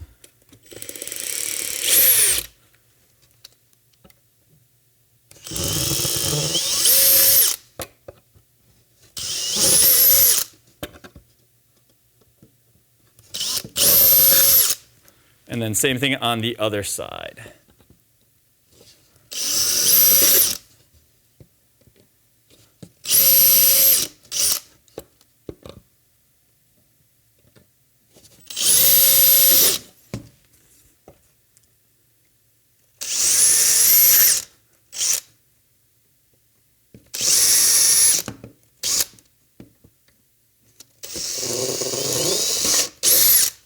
Okay, and the reason why we're not putting anything into those holes is because we have to take these brackets off to be able to cover this thing in fabric and pool noodles.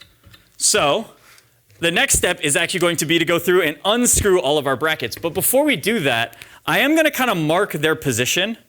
I don't know if we're going to need this, but I'm going to kind of trace them with my marker here, just in case. That will help us kind of align things again later if we need to. We shouldn't need to because we should be able to just reuse the holes that are there. But just in case, we're going to add these lines. All right, and now we can go ahead and unscrew all of these screws.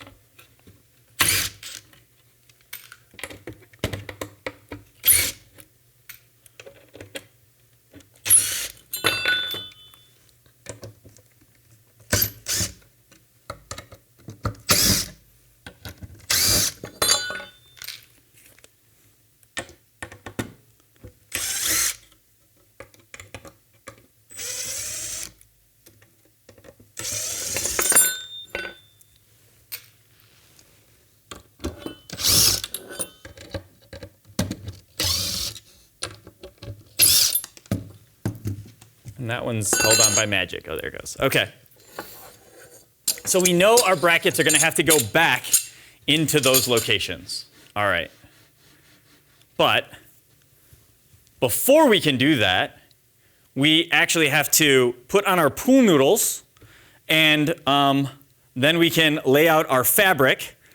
We're going to have to put numbers on our fabric, and then we can attach the fabric to this frame. So let's start with the pool noodles.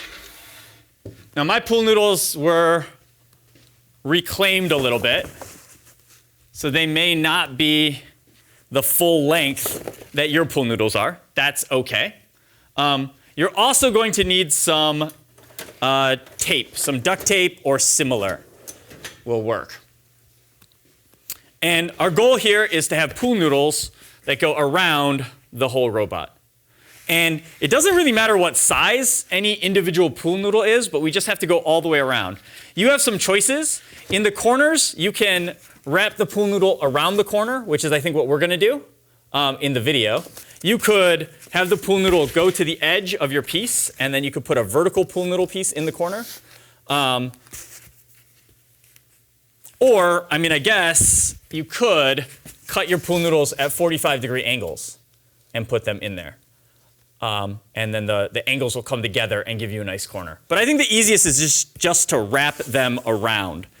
And the key then is we just want to start, you know, in the middle-ish on one of our sides, and then wrap the pool noodles around and kind of tape them in place as we go. And then we'll you know, pick up where we left off on the last set, wrap it around, pick up where we left off on the last set, wrap it around. And then the very last piece we do, the very last corner we do, we're going to have to do our best job of cutting things to exactly the right size. So the first thing that I'm going to do is pick pool noodles that are the same size, so they will go the same distance. So these two are the same size here. And let's go ahead and we'll pick a point to start. So I want to end, I guess I'll pick the middle of the front here as a good place to start. The side, it doesn't really matter. We just pick a spot roughly in the middle. That seems good. And then I'm just going to use the tape to hold the pool noodles in place.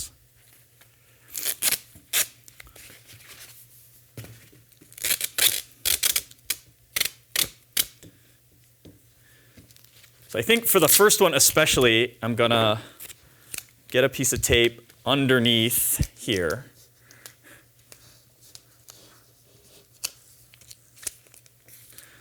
Wow, this tape is sticky. Okay, and then we can put that down on it. Then we'll take our two pool noodles, start it, you know, so that's pretty close to the edge. Bring the tape up and around. Okay, just take your time, get the tape to sit nice and flat. Now, it is against the rules to use the tape to like intentionally compress the pool noodle a lot. So I can't wrap it so tight that the pool noodle is not its normal shape. Also, make sure you get pool noodles that are the right diameter. So check the rules for what that is. But you can have the hollow or the filled center. And I don't think it makes too much of a difference which one you pick.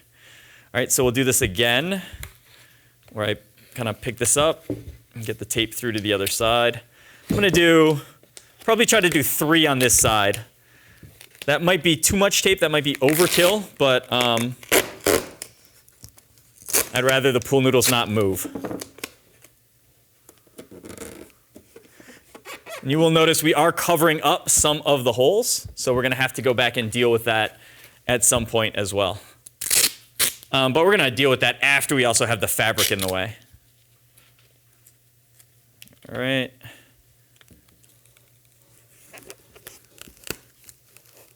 Like this over pretty much right at the corner.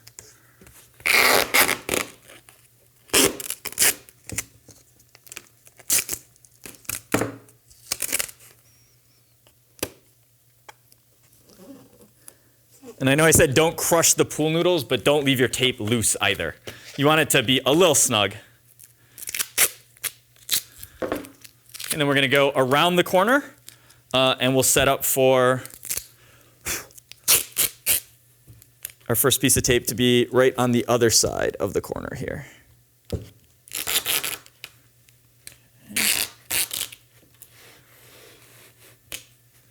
And we're just going to bend these around the corner.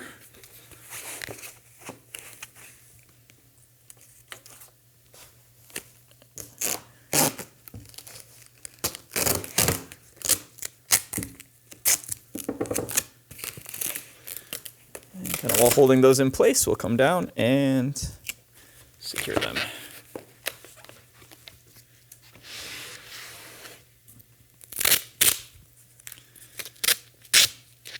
And we go again.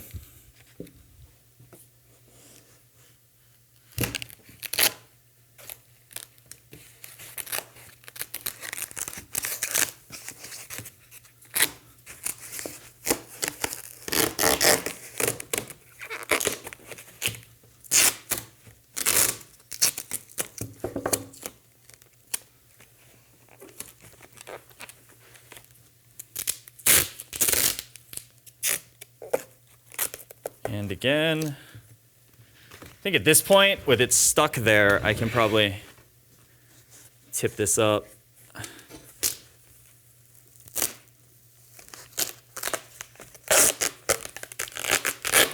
And be able to wrap it a little easier.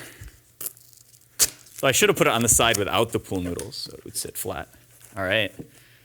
And let's figure out where, I'm going to figure out where I want to cut these before I add the last piece of tape. So to cut pool noodles, probably the easiest thing you can do is to use a razor blade or utility knife. You can cut these on the bandsaw, but if you cut them on the bandsaw, you have to do it before you've attached it and know exactly where you want to cut it. And they actually make some of those utility knives where you can like slide the blade out and get a really long blade, and sometimes that's even better. But let's figure out where we want to end up, because we're going to kind of want to have a decent overlap here. And then this is going to be more than long enough to get there, but not long enough probably to go around the next corner. So I think somewhere around here looks pretty good. So I'm going to just cut my pool noodles right about there. And you can just kind of, you know,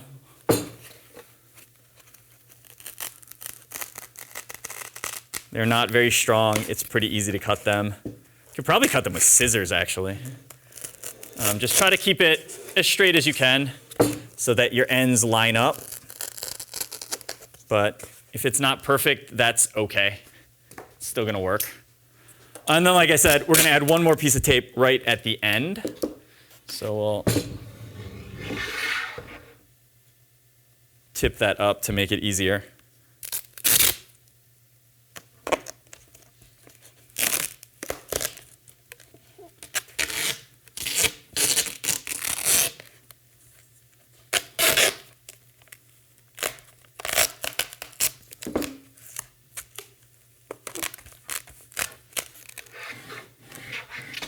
Okay.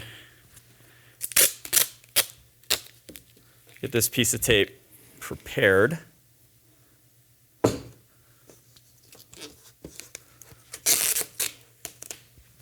For the next two pool noodles. And I'm just going to, you know, shove them in so they're touching the previous ones as tightly as possible.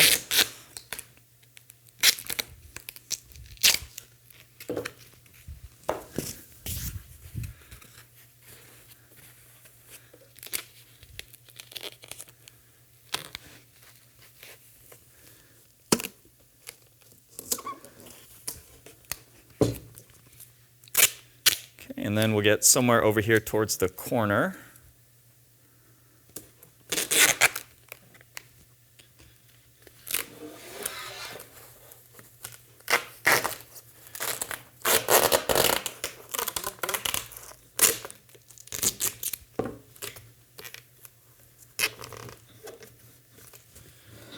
But, you know, same thing. Get around the corner.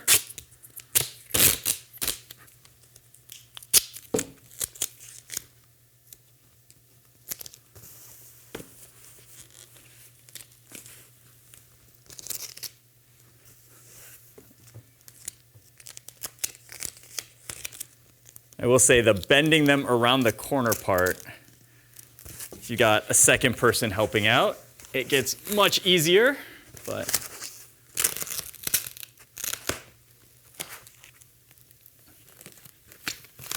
once again, we will be okay.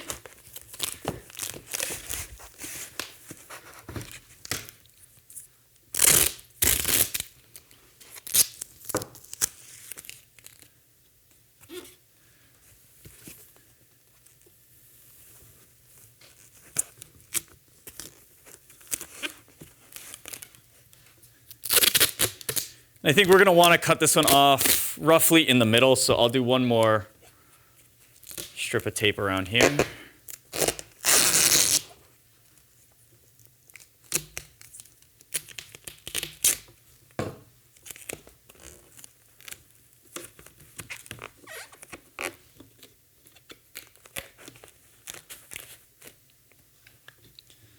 Okay, let's tip it down. And, you know, I'm just going to cut it kind of a little bit off from where my last tape was, somewhere near the middle of the side of the robot.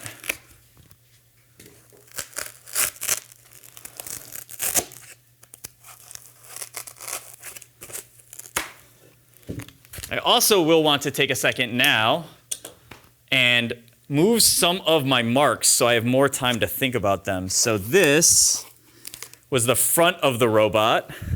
So let's get a mark on the inside for that. That means this is the back. That means this is the right. And this is the left.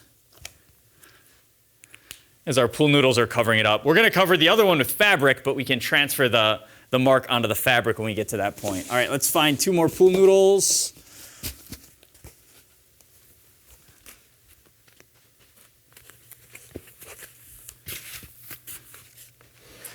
And we're going to join up here and go around the corner.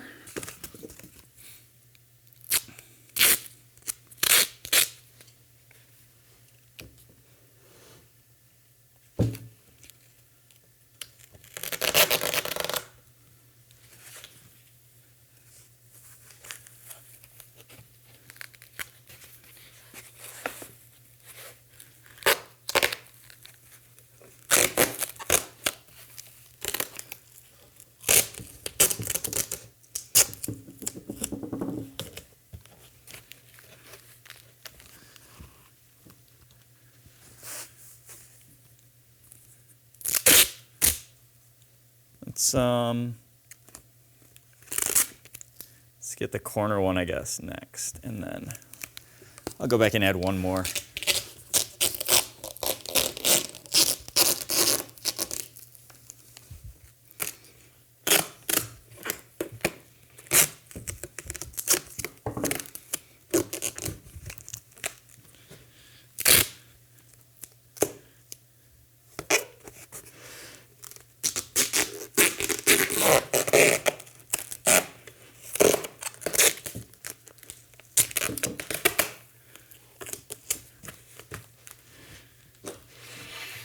Okay, now we are bending around the corner.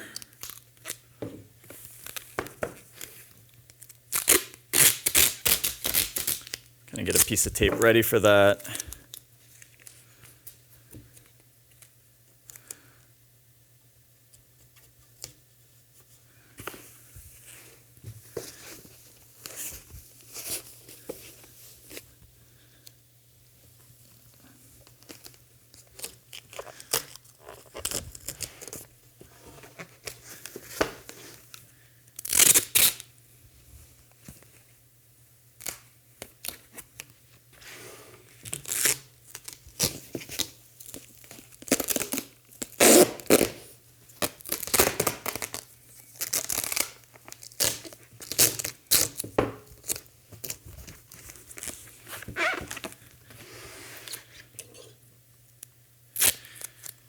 So we'll do one more, kind of wherever we want here.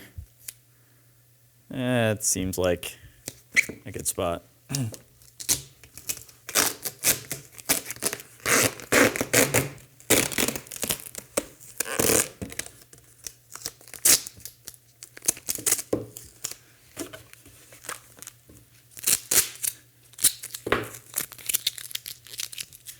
Okay, and then we'll cut it again. Guess right around there.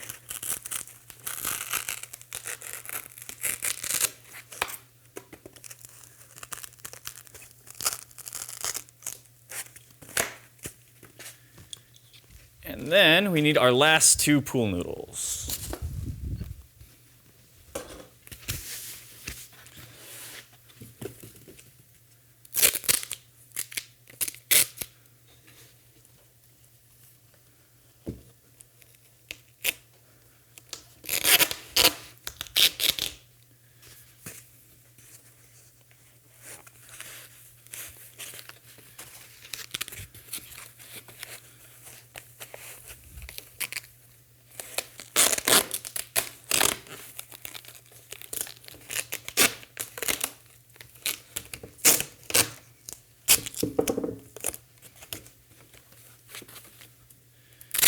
Pretty good. Let's get the corner.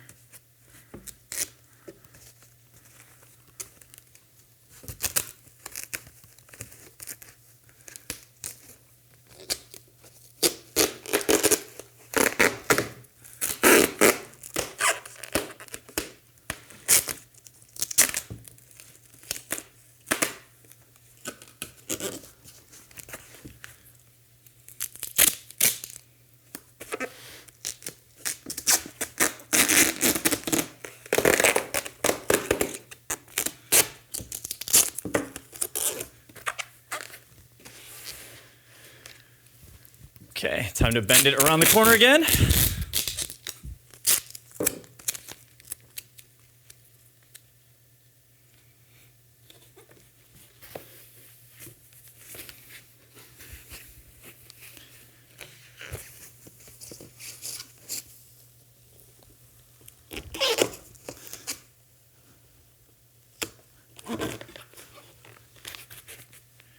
All right, and now we kind of know where we need to be. So I'm gonna kind of cut right at where it's touching. And you can usually cut it, even if you cut it just a little bit too long, I mean, it's foam, you can kind of make it fit. So the bottom one's a little tighter, but both of those are gonna work.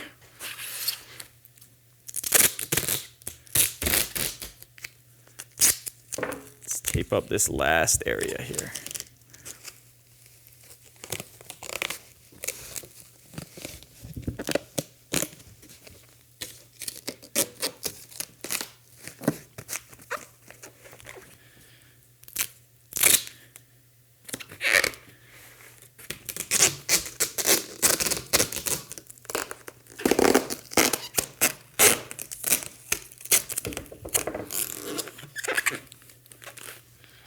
All right. That looks good on our pool noodles. Now, we can start to lay out our fabric. So let me get rid of all these extra pool noodle ends, and we'll come back and get our cover on. All right, so I noticed as we've been working on these bumpers, you know, it's flexing a little bit more than I would like. So I've changed my mind. I said earlier we would probably be fine. Now I think we should add those brackets that I was talking about in the corner. So we ran out and picked some up. These were at the local Home Depot, but I assume most hardware stores will have something similar. And there are 3-inch, 4-inch, and 2.5-inch. I think they're all gonna work. I got the 3-inch because the 4-inch were like 4 times as expensive. So we're gonna use these brackets. They come with screws. The screws are a little smaller than what we've been using.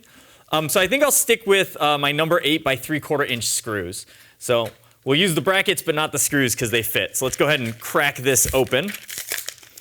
Take the brackets out. And basically the idea is we're gonna put one of these in every corner.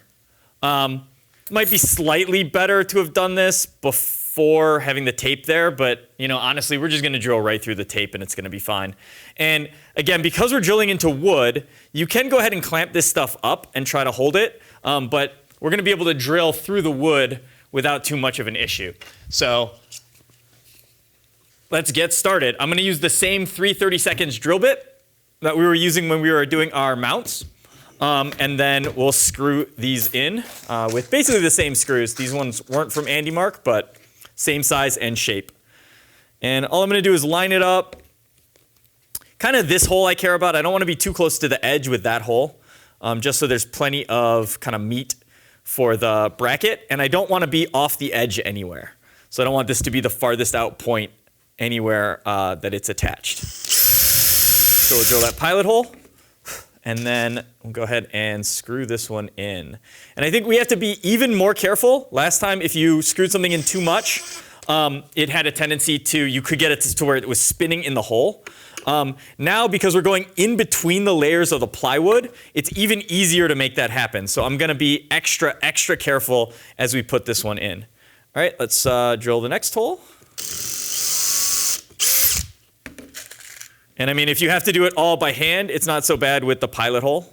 So that is something that you could, you know, goes in pretty nicely.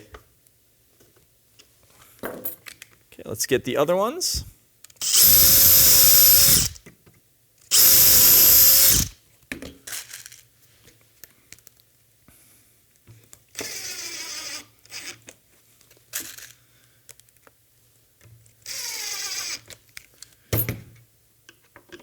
I'll just check them out. Okay, and already that corner is feeling better. And we're going to do all 4 of the top corners. Then we'll flip it over and we'll do all 4 of the bottom corners as well. Or I might be upside down. This might be the bottom. Doesn't matter. We're doing both sides of every joint.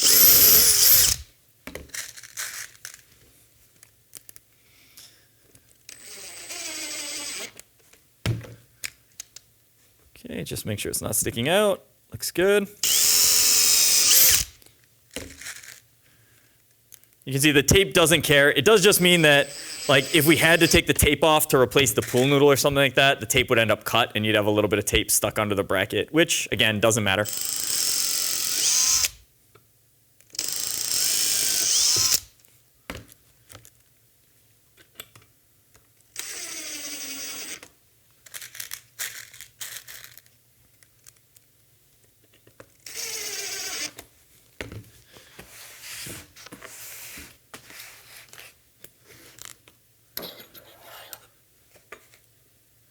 Okay, and if your corner is a little bit uneven, that's okay.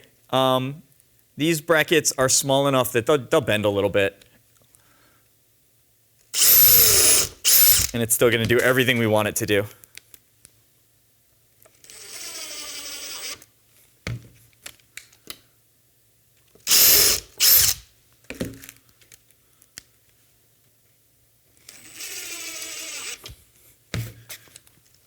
So keep going. Again, make sure I'm not over the edge. One trick is if you want to flex it a little bit, if you drill off center in the direction you want it to move, when you tighten the screw in, it'll actually pull it a little bit back for you, so you can make small adjustments that way.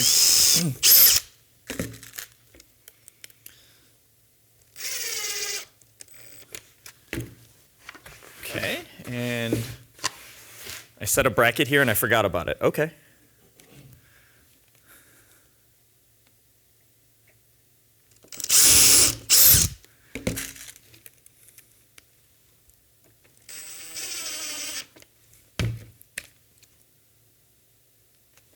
Sure it's not going to go over the edge.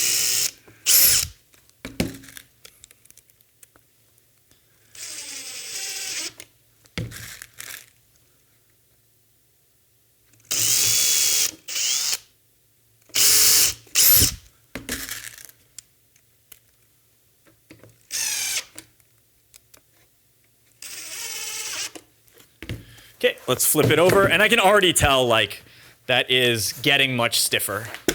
So I'm much happier with the way that feels now. Let's crack our other pack open here.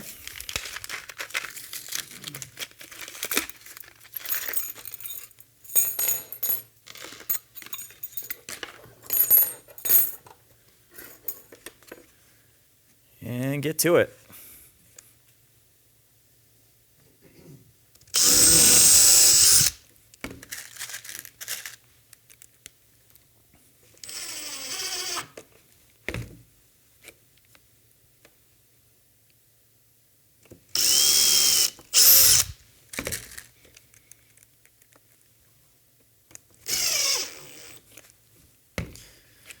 Okay, so you can see this one, this is up in the air a little bit. That's going to be okay. Like I said, when we screw it in, it's going to bend it down, sit it flat.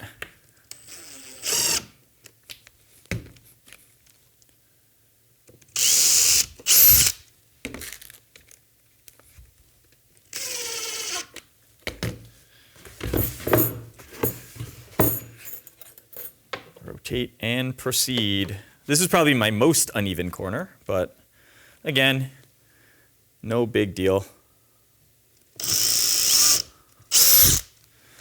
If your corner is so uneven that it feels like it's not working, you could try to sand it down or file it down a little bit, but I think you can be very, very uneven right now and have these brackets still work.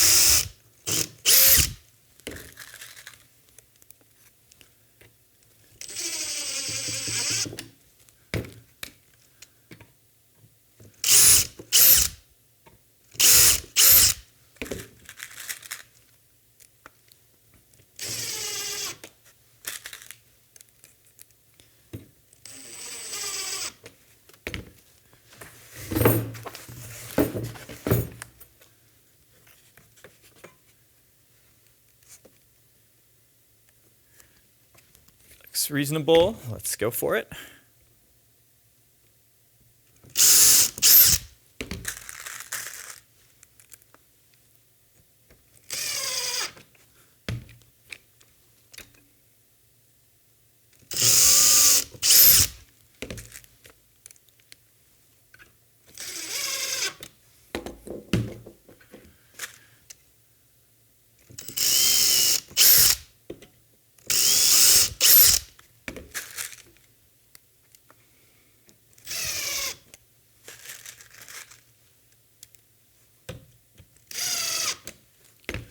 And last corner, I was wrong. This is my most uneven corner. This one will be the true test. I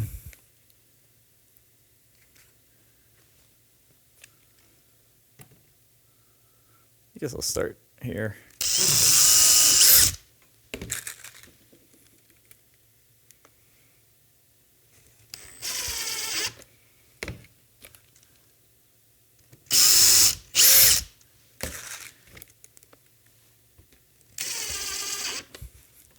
Okay, you could also potentially put a washer underneath there if it was way off. But I think it's going to be fine. Even if the screw doesn't tighten all the way down or pull it all the way flat, as long as the screw gets tight, we're going to get most of the strength. Oh, and that bent down, no problem. All right, so there we go. Now, yeah, it still wiggles a little bit, but like it feels much more secure to me. So with that change, we are now ready to get back to finishing the bumper. All right, so there are these rolls of fabric material. I think you get one in blue, one in red. That's what we need now. This is gonna have to go all the way around the outside, and then we're gonna have to like fold it in to make it fit and stuff. So first thing is, if there is marking on yours, it's robopromo.com, who actually, I think they have bumper kits, so you can check them out if you're interested in doing this a slightly different way, or if you need more material. I think they have pool noodles too. I'm gonna make that be on the inside, right? So that the outside is just the blue color. And that's what we need, because it turns out, you can't have other writing besides your team numbers on the outside. And we're going to be using a staple gun for this. And you probably will need some scissors. But here's the idea. We're going to eventually wrap this all the way around. And there we go.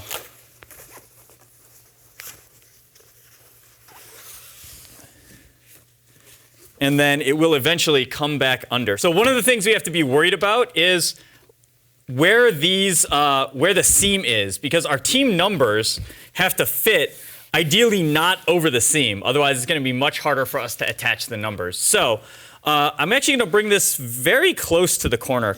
We got our tape here. I'm going to go a little bit off that tape.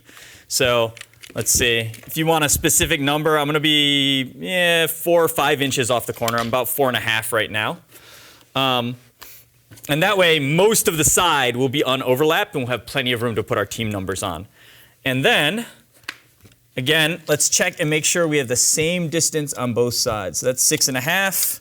Over here, it is 6.5. But also check towards the corner. That's pretty close, actually. I think I need to make a small adjustment this way. Not a lot, though. And that looks pretty good. Let's kind of see how this is going. No, that does look like I'm crooked somewhere. Where am I crooked? All right, let's measure again. I think we got to go this way just a little bit. And the idea is I just want these measurements to be the same everywhere. Doesn't have to be perfect, and it's like, you know, we are measuring off of like pool noodles, so it's not going to be the best measurement, but as long as you're close to the center, it's going to work out. And you can kind of eyeball it too. All right, so once you feel like you're kind of in position and it's straight, what we need to do is lift up one of the edges, and then we're going to use a staple gun to hold this in place.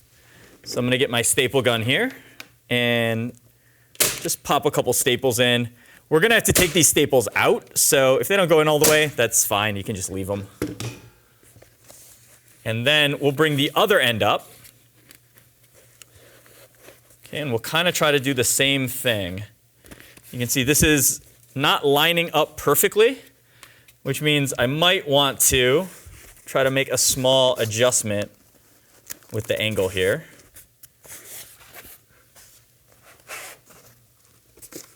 And see if we get a little bit closer. Okay, well, that's not too bad. So we're going to pull this one in and tight, and then staple it in place. All right. And then the next thing we can do now is bring the rest of the fabric under. And we're looking to have a little bit of an overlap. So if your fabric is still very long, I think this one got cut once already. So I'm pretty close to the right spot. But I can now see, like, okay, I'm going to have, you know, I'm going to have about 4.5 inches of overlap. That's probably fine. It could be maybe a little bit less, right? So you can mark it now where you want to cut it. So I'll aim for maybe closer to just exactly 4 inches. But you could probably even do more, right? And then we could take that out to where it is accessible. And this does not want to stay up on its own. All right. That'll just make it harder to cut. Okay, then I can just cut this down to exactly the distance I wanted. And this cut does not have to be perfectly straight. We're just trying to get rid of a lot of that excess fabric.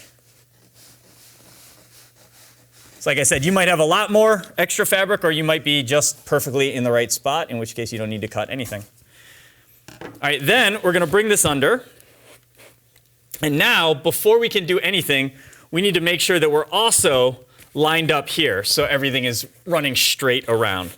So I'm looking now to measure these to roughly the same, you know, dimensions that we had earlier. And this is looking very crooked right now, so we'll kind of twist that a little bit to fix it up. Also, try to pull the fabric, you know, all the way around. We don't want any gaps or any bumps as you kind of run around it. So, you know, tug on the fabric a little bit. Make sure that there is no extra wrinkles. I'll pull down here. All right, now let's go back and check our measurements. So that is, I think, too long by a little bit, just a little bit. Okay, so we want to shift over just a tiny bit this way. And that looks pretty good. Okay, so now this end is going to get wrapped up onto here. Okay, and we're going to just staple this end in place as well. But before we do that, we do want to mark like right here is where our fabric should line up. So this is where my bottom fabric should go. And then the top one, I can do a second line for that. And we know we're going to wrap towards the long direction, but I do kind of want to know, right, like where the fabric lines up. So if I do some of these lines, I know that that's like where my fabric was when it was stapled in place. Because I said we're going to take this all apart in a second. Okay, then we actually do want to staple this one on as well. So we'll drag this up, get it nice and tight. And then we'll go ahead and add some staples on this end.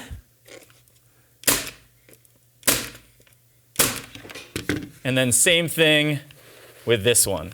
Pull it nice and tight, bring it up, and add a couple staples here. Okay, so now what we can do is we're going to look at the whole thing kind of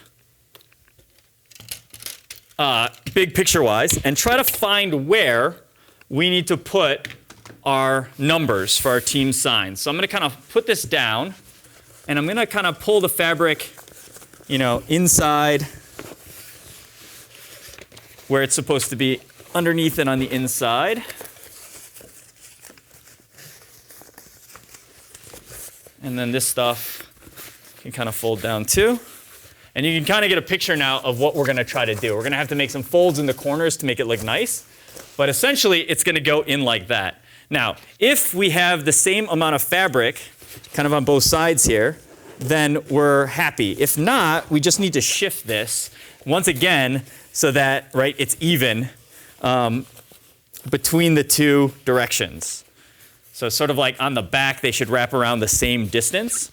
And if they're not, then we're going to adjust it. So this kind of leaves that much wood showing on the bottom right now. We leave that much wood showing. So that's pretty close. And we're just going to check that on all of our sides until we're happy that kind of our bumper fabric is even. You can also, if you prefer that method, right, we can tip it as we go and just do measurements as we go. So what are we at here? We are, a little short. So this all should probably move this way just a little bit. Okay. And again, we have a very large window of what is going to be okay and what's going to work. So we can kind of check it here. That one's looking pretty straight. On this end, it looks like we need to go this way a little bit on this end. So something like that probably puts us back. Nope, too far.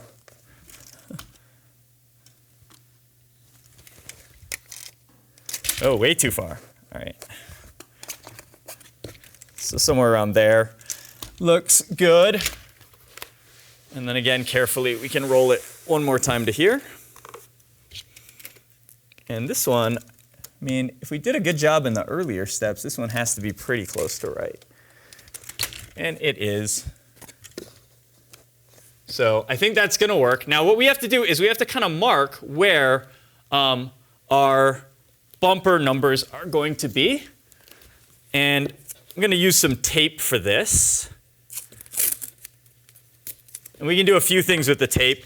Kind of don't want to take out more staples, but I will sort of fold in this bumper and just add a little bit of tape just to help me out. And we'll do the same thing going this way.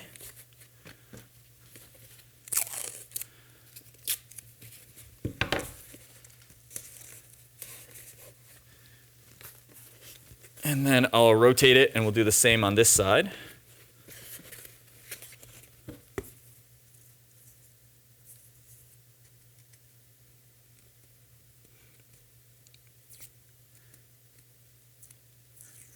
And, this taping, it doesn't have to be perfect. We just want to kind of make it so the fabric doesn't shift around too much on us while we're making our marks, our alignment marks here. So I'll bring that end up and do the same thing.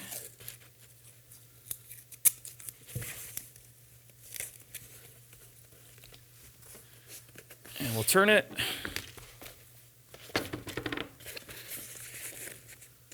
once more on this side.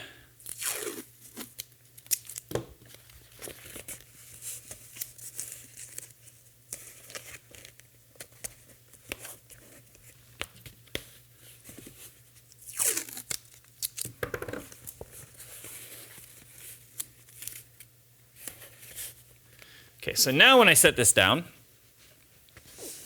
we can see where kind of everything is going to end up. So if we look at this first side here, kind of fold the corners in a little bit. So what we can kind of do is we know that sort of like the middle of our, or the center top to bottom of our bumper, right, is something like this.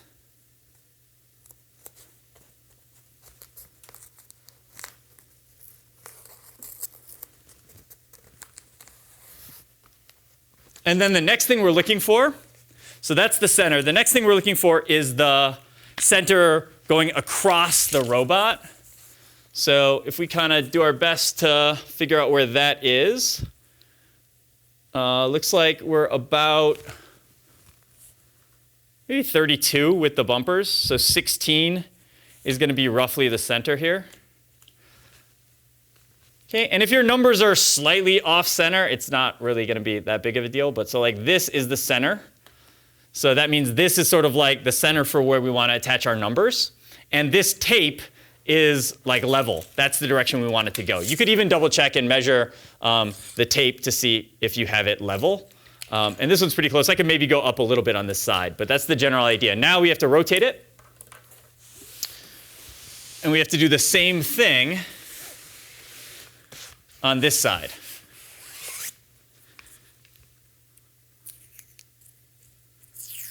And you could just mark right on the fabric, but that will be visible potentially, right, if you don't cover it all with numbers. So if you have a washable color or a fabric pen maybe, you could get away with that. I'm just using the tape because I know the tape won't leave any marks once I take it off. Okay, and we can see this one is, you know, again, it's a little over 3 inches to the top. And on this side, it's a little over 3 inches to the top. So that's pretty good and level. And then let's find our center going the other direction. So this is maybe 37. So we're going to look for, let's see when I get that lined up, about 18 and a half.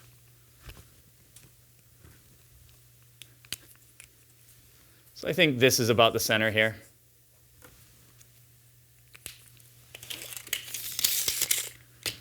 Okay, same thing 2 more times. Let's rotate it. Get our other side showing.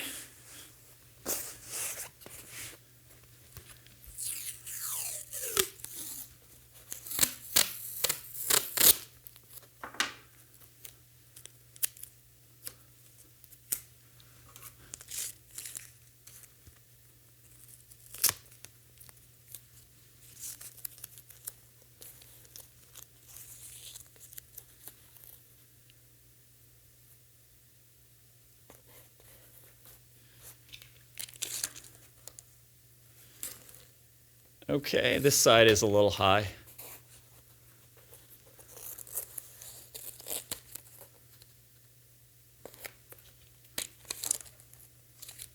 Still a little high, all right.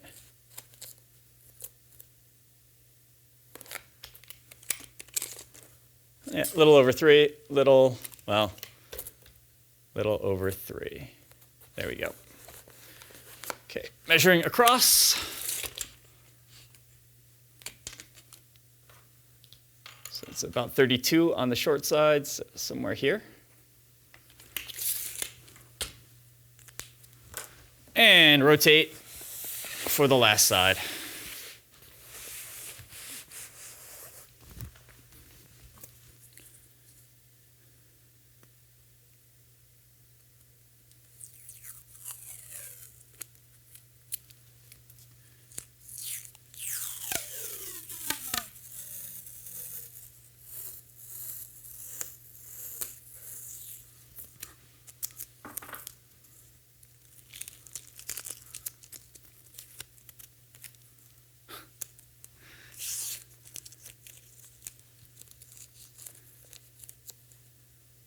looks about in the center to me.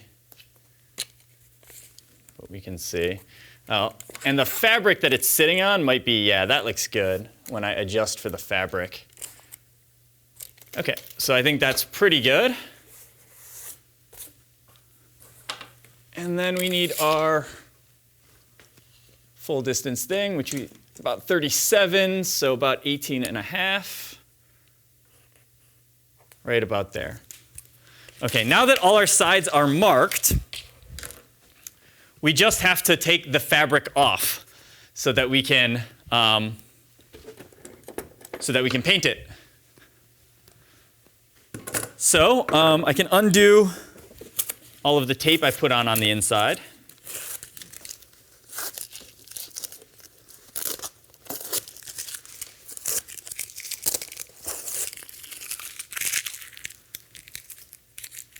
And then we've got to get these staples out.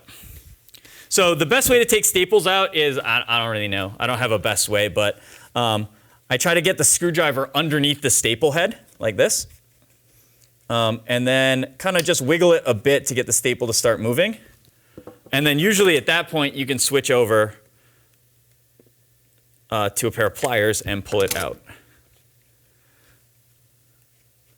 So just got to kind of dig our way under. And be careful, because if you have to push hard to get under and it slips, you kind of don't want your hand to be in a too scary of a spot. All right.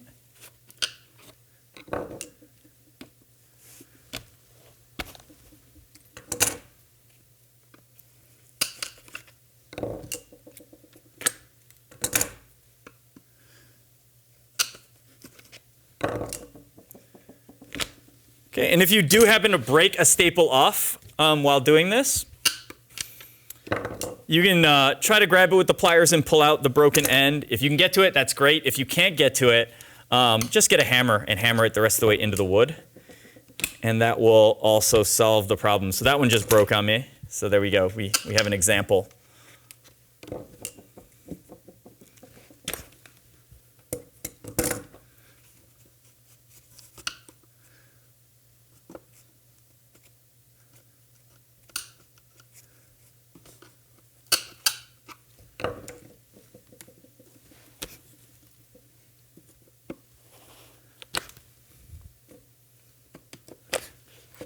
Okay, so I can feel the one is right like here that broke, and I can't pull that out, so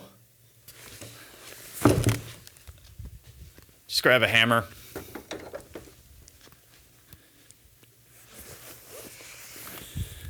And hit it flat. Okay, perfect. We can take the fabric off now.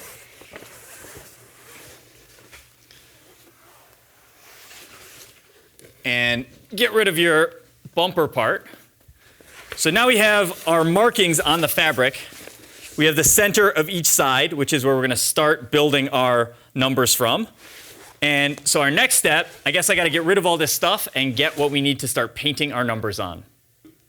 Okay, one thing I forgot to mention, so go back in time and fix this.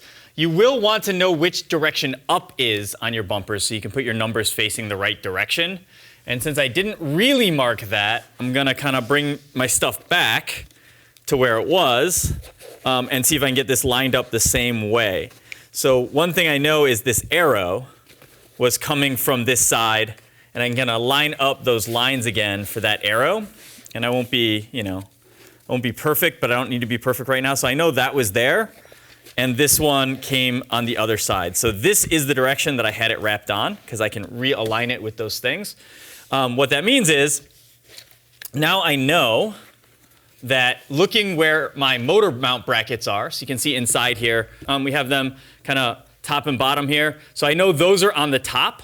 Also, any of your letters that you didn't cover up, so I've got like my L down here on the bottom, I know that that is also right side up. So on my bumpers, this way is the top, which means on the fabric here, and I want to write on this side, that is up.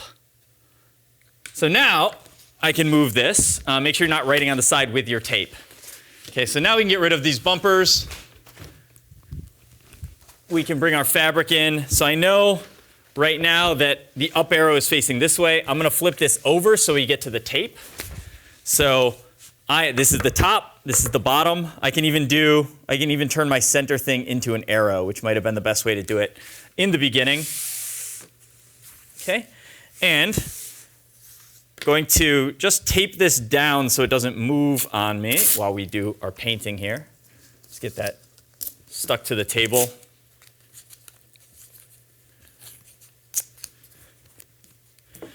Okay, and I have, like I said, these stencils in here. I've used this kit before, so I'm missing a lot of numbers. So I just picked out a few that we still have left. So I'll be team 9001. Okay, and the idea is we're going to have to move this tape here in a second. But we'll add some more tape to kind of frame it up. But one of the things that I think is going to help us is instead of laying out each stencil individually every time we do stuff, let's just tape these together so we have one, full stencil with the whole team number on it. So you can kind of line them up as nicely as possible.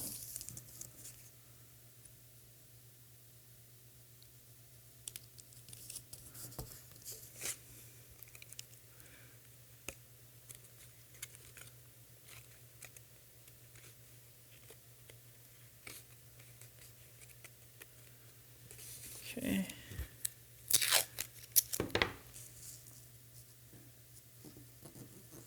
Get this one taped together too.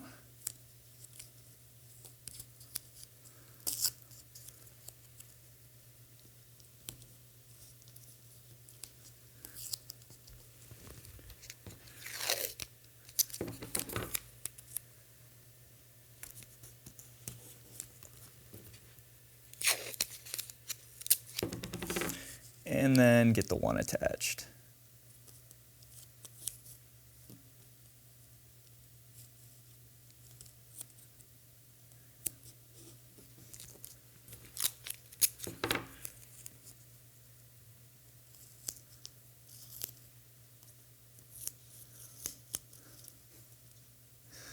Got to put the tape on straight, otherwise it blocks the stencil. Okay. There you go.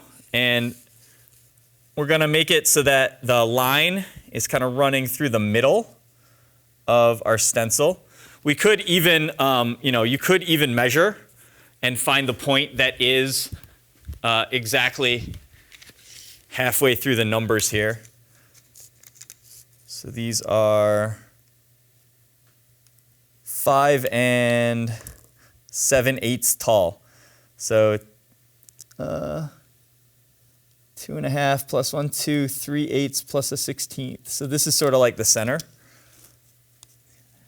Half plus 1, 2, 3. So I'm going to kind of place this so that that line starts on the seam in the middle of my numbers. Although the 1 is smaller, so we could shift over a little bit. Maybe I'll make it so the line is just right on the edge of the 0. Again, this doesn't have to be perfectly in the middle. So anywhere close is going to work out. And I'll put my dots kind of in the center of the tape. And then we need to sort of attach this in place so that it doesn't move on us. And then we'll have to take this tape off because obviously if the tape is there, we will have a tape line through our numbers. So I'm going to tape that down. And I'm going to tape on all the sides. I want it to not move much.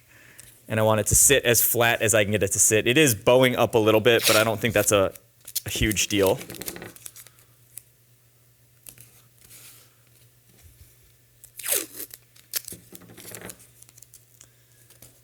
Okay, and then, because I'm going to be spray painting, I'm probably going to make some mistakes. and I don't want to get any extra paint on the fabric here. So just grab whatever paper you have. Like if you have just regular, printer paper, that's going to be fine. We can just sort of tape that down.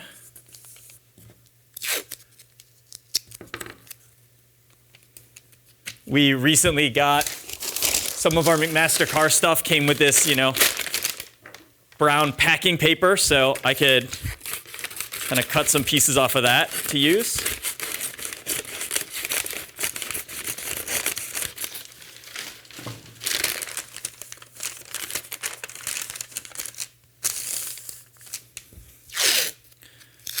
And if you're careful, you probably can skip the taping this down step, but I'm not the best at painting, so I'm gonna take some extra precautions here.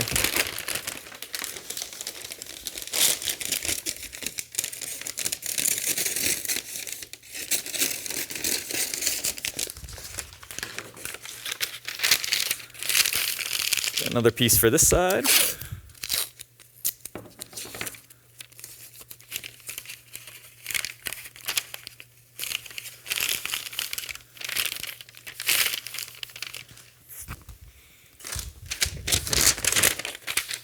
And one more regular piece of paper here.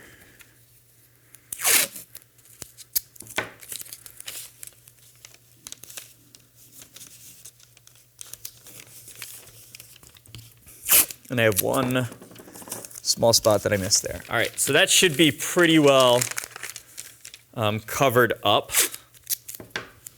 Just help that out. Okay, and I don't know, let's read the instructions. Directions, so easy to use. Spray 8 to 12 inches from surface using an even sweeping motion. Okay. Make sure it's mixed up nicely.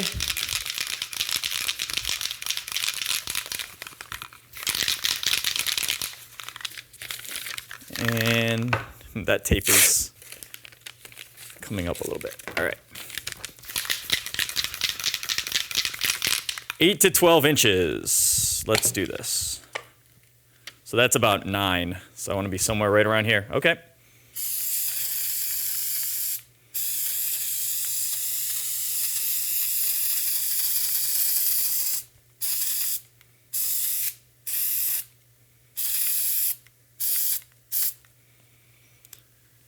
Okay, that looks coated pretty well.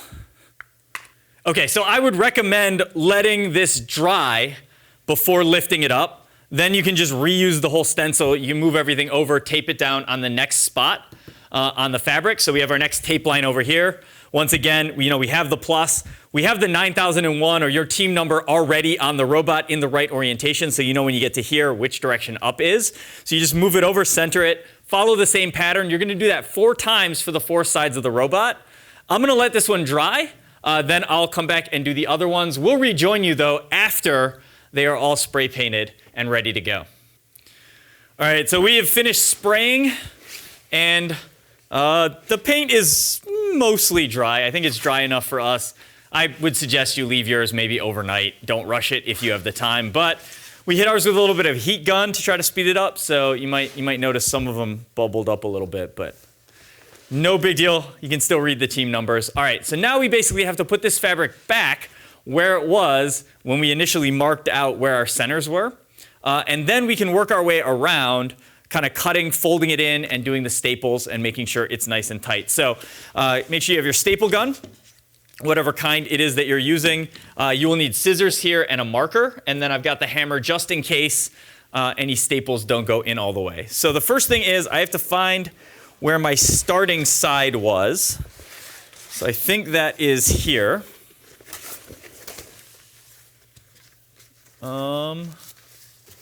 Where we had the up area, yeah, there's my arrow. So this was my starting side. So I'm going to go ahead and get that down here on the table first. And then, let's see, that was on my left side. There's my lines where I drew stuff to line it up. So right here is where I'm aiming for. And this first one, when I pulled it up, that was the line it followed. And this was my alignment mark here. So that's where I want this one to be to get back where I was initially.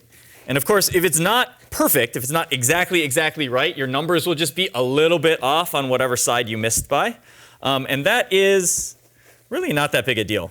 Okay, so try to get it as close as you can, and then we will go from there. All right, so reline it up on your line here as best you can. And then go ahead and add some staples. I'm going to add a couple along the edge here. And now when they don't go in all the way, you can just hit it with the hammer to finish it up. I think I can make this go a little harder, so we'll try twisting it. Okay, and then we're going to want to kind of try to keep this even, the space even, but we're going to want to add a few staples across the top.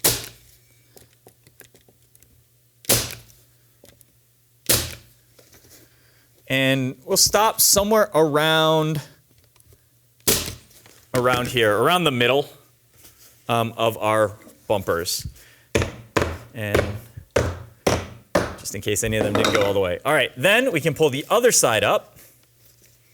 And remember that one, I had these arrows and stuff that lined up. You want to pull this one relatively tight. So you want to get this one tugged nice and tight so that your bumpers are going to be nice and tightly wrapped. If your bumpers are loose, that's just stuff that can get, stuck on. Or if they work themselves too loose, you might end up with a problem where your bumpers are sitting too low to the ground or causing you other issues. So we're going to get it nice and tight. Drop a few staples there. And then we're going to work our way around, kind of doing the same thing, which is pull tight here. And then we're going to staple along the bottom as we go. So it's going to be like pull tight and staple. Pull tight, staple. Pull tight and staple again. I think we can do one more maybe. Let's stop there. So eventually, we're going to go back and finish all these staples out. But we're going to do our corner kind of first. So let's bring this fabric kind of around so it's, close to where we're going to want it to be.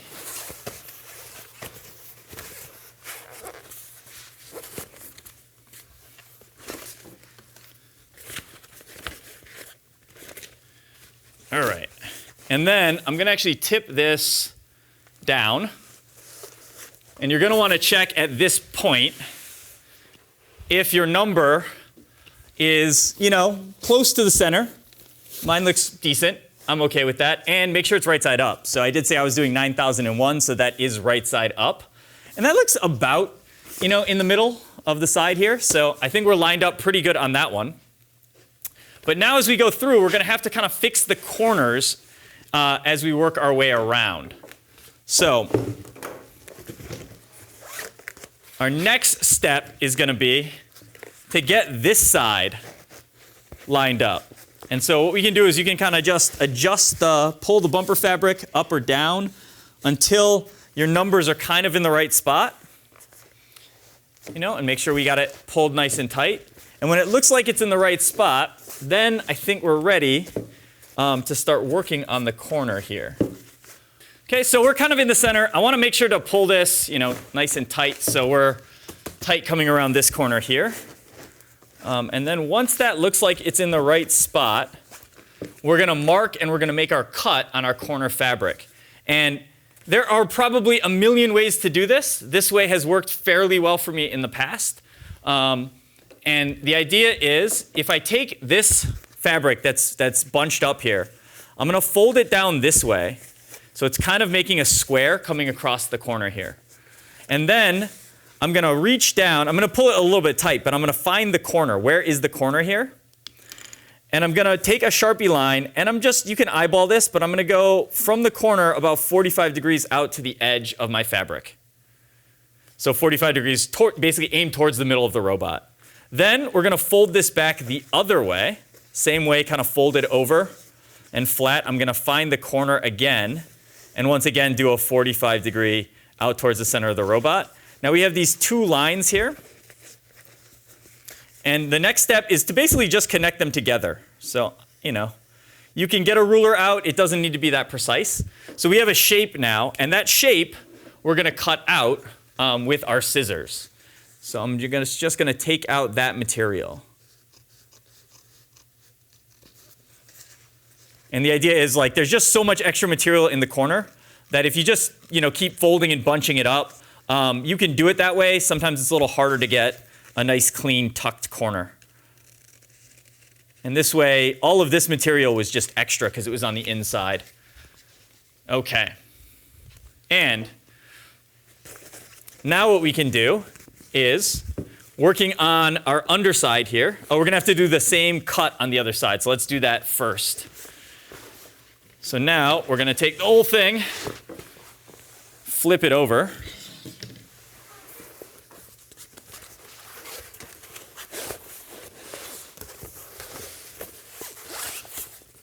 And the first corner is the hardest corner. Once we get through the first corner, everything else is much easier because it's kind of going to take care of itself at that point. So we're pulling this tight again, making sure we're in, the middle for that number. Okay, and then we're coming back to the corner and making that square fold.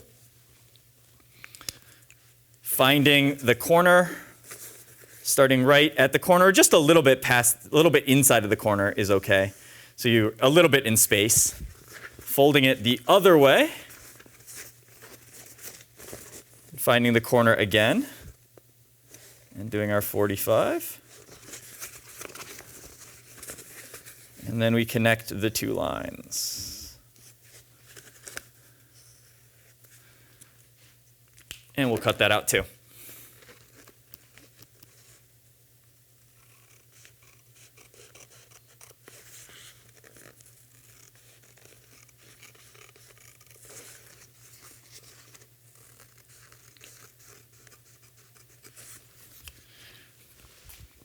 Okay, now we're ready to continue kind of our wrapping here. And the idea is, if we take this bit and fold it over to our cut, like this, now when I go ahead and pull down and tight, we get a single seam there. And we're going to be able to do the same thing on the other side when we pull it down. So we'll have kind of two folds, and then all of the extra material will be gone, and it will be easier for us to attach stuff. Okay, so now we're back. I think we're going to flip this back up so that we can keep working on stapling the bottom. But before we go any farther stapling the bottom, make sure now that we just readjusted everything that your numbers here on the side, right, are still pretty much in the center. That's what we're looking for. And we'll keep it a little bit tight. Okay, so now we can finish our stapling across the bottom here. So from where we left off on this side, get our staple gun. And we're just going to keep the bottom one tight and run our staples the rest of the way across here. Let me rotate that so I can get to it a little bit easier. Okay, so we just keep going.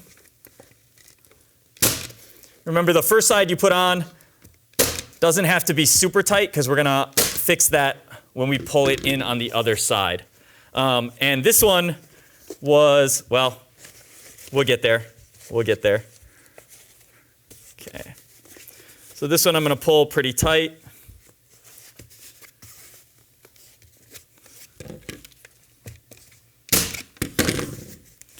Actually, I probably want to get, well, yeah, no, it's fine. I might want some staples towards the edge as well. And if it bunches up a little bit on you, that is fine. It just means that, we didn't do the best job of keeping the fabric even. But, these bundles are going to be on the inside. And they're going to get taken care of anyway, so it's not a big deal. I will add like kind of an extra staple here, just to keep that from moving too much. All right, now that we have kind of got those staples going, let's go ahead and set it back down. And we can finish our corner now. So like we talked about, we're going to kind of line it up. And I'm going to, well, you know what? We can do this probably with just the one seam when we do the other side. So that seems fine. So we're just going to kind of pull down. I guess I have a couple more staples to drop in over here. So I'm going to pull this bit down as much as I can, get it nice and tight, and get us the rest of the way into the corner over here. And one more. Okay. Wonder if it's the pool noodles. When you staple into the pool noodles, it pops back up a little bit, so it doesn't go in quite as deep. All right, so we're going to do a tuck, one fold here, and just pull it, you know, as tight as you can around the corner like this. Okay. And that looks pretty good. Let me make sure that before I staple anything that these numbers are where I want them to be. And they look all right. So I'm just going to pull down kind of as hard as I can on that corner there. And let's get a few staples across this edge.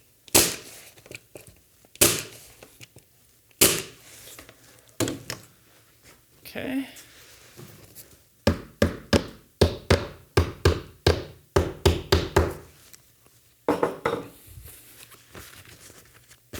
And then I'm going to go ahead and get to the bottom side of that corner.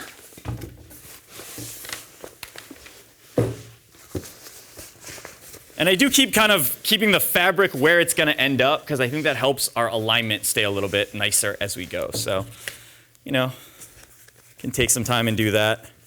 All right, now this one, same way. We're going to come towards that corner. Let's make sure our numbers are looking good on the front here. Or back, I'm not really actually sure which side this is. Okay, it looks like maybe I was off a little tiny bit, but that's gonna be fine. All right, so we'll kind of tuck this under as much as possible, pull it nice and tightly this way. Get it kind of to our corner as much as we can. Okay. And then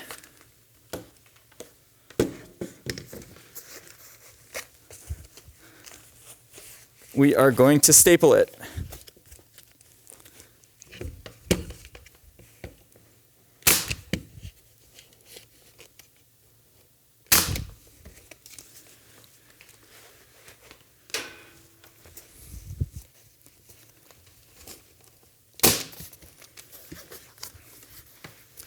Okay, and once I get kind of to there,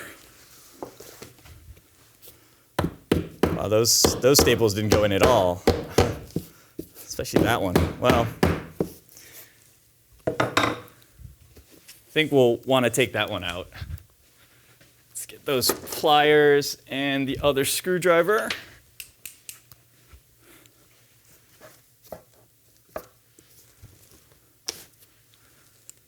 And we'll try again. I think I stapled at a funny angle and, well, okay, close enough. We got a bonus one that hit no fabric because it slid on me. Okay. So now we're looking good around that corner. I'm gonna go ahead and make sure my next corner is, lined up nicely.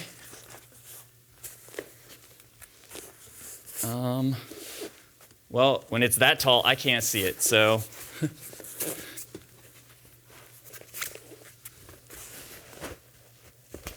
That seems pretty good. Right about there.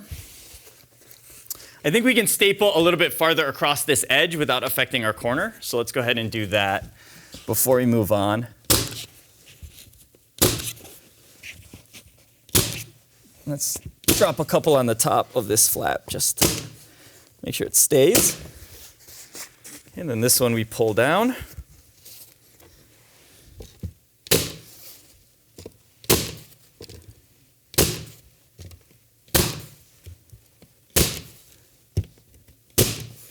And then again, we're just taking up.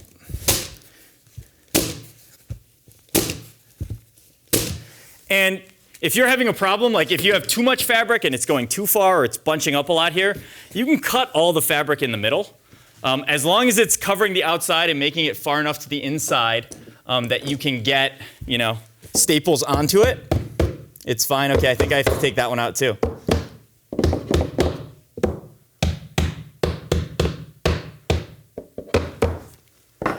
I'll put one next to it first, and then we'll take it out. That one didn't go in either. All right.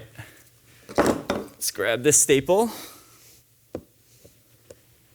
And this time, I'm trying to take out the ones that didn't go in flat, just because when we go to put this on the robot, remember, it fit kind of nicely around the frame of the robot. So if we have staples that are sticking out a lot, they could potentially get caught and stop our bumpers from going on and off as easily as we hope they will. All right, now we're ready to do our next corner cut. So kind of get this tucked in the way we want it. Make sure that is, in the center. And that looks, I don't know, that looks pretty good. Okay, and I'm pulling it, I'm pulling the fabric around here tight just to get it, sitting the way that it's going to sit. And we repeat our process. So we do the, the square off this direction. And find the corner, which is right about there. And do our little 45-degree line. Fold it back this way. Find the corner. And do another 45-degree or so line. Connect the lines together.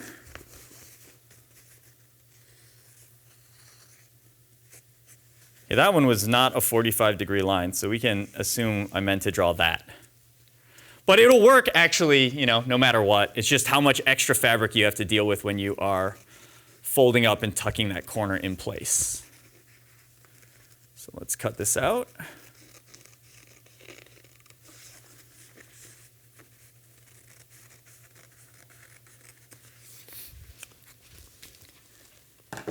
And then, I'm going to kind of hang on to here because this is what I want to not move.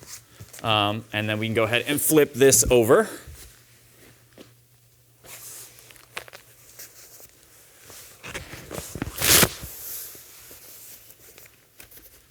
And we'll do the same markings and cutting on this corner.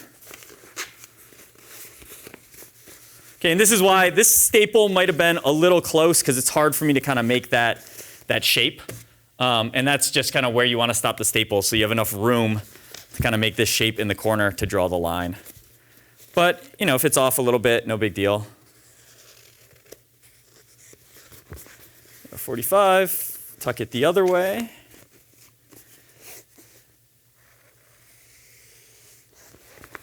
Connect the lines together.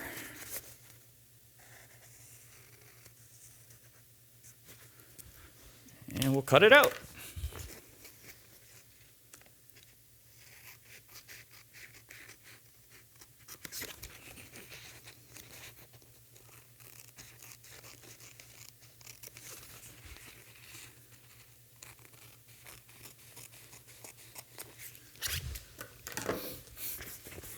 All right, so now we can finish stapling in the side we were working on. So we'll pull down and finish the top line here, and then throw a couple in just to hold the rest of it.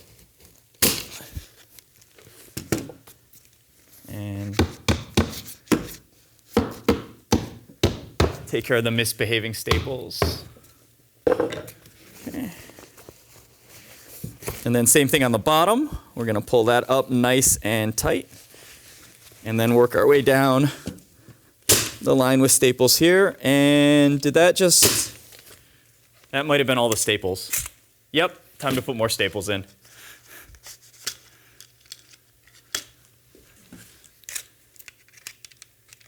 And there's a wide variety of staples that will work just fine. These are 3/8 inch 10 millimeter staples, T50, if you want to get exactly the same ones.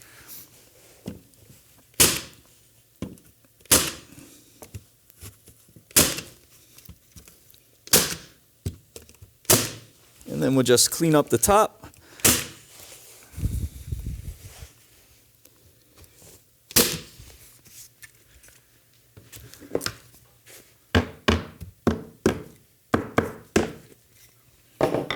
And we're ready to do our tuck here. So I'm going to fold these in, bring it together as much as I can.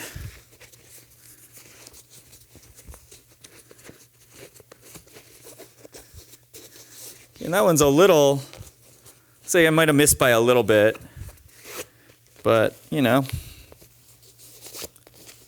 not too bad. And we'll get some of that out on the bottom as well. So, okay. Gonna bring those together, get our line here. And make sure that you are lining up your numbers on the front as well, or on the side here, before moving on and attaching this. So those look pretty lined up. So now I'll go through and get a couple of staples in this one started.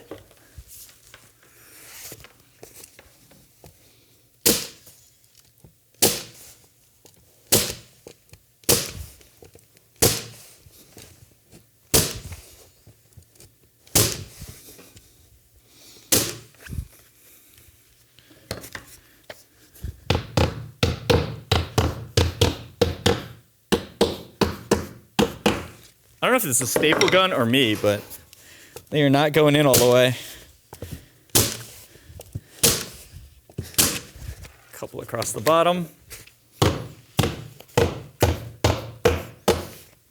All right, then we're going to flip it over.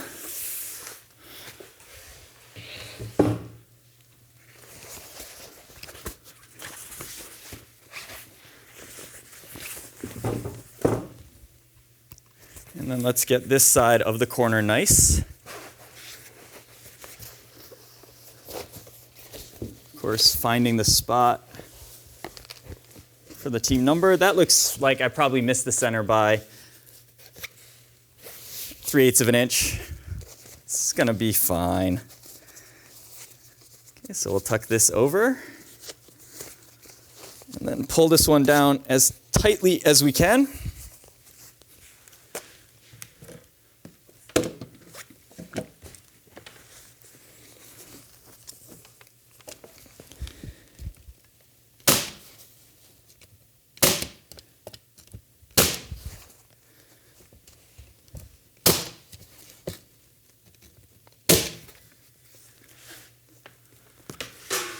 Okay, and we can continue along the side here.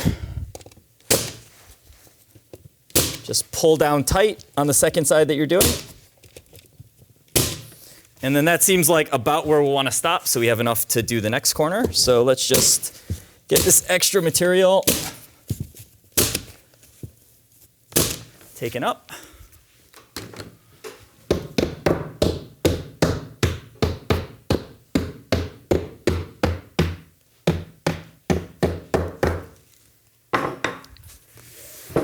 Seems all right. All right, let's wrap this one around.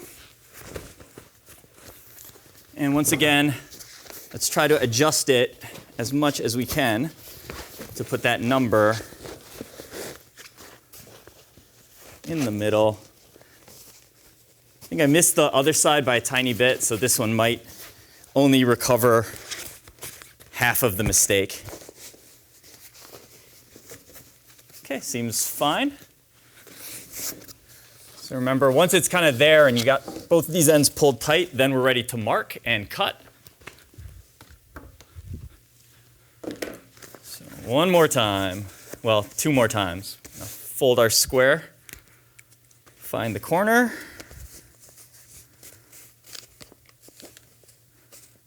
And 45 degrees.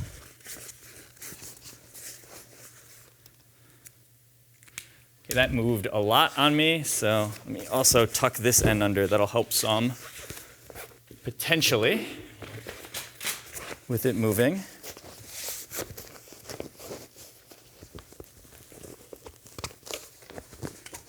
Yep. Okay, that looks good. Now we're going to fold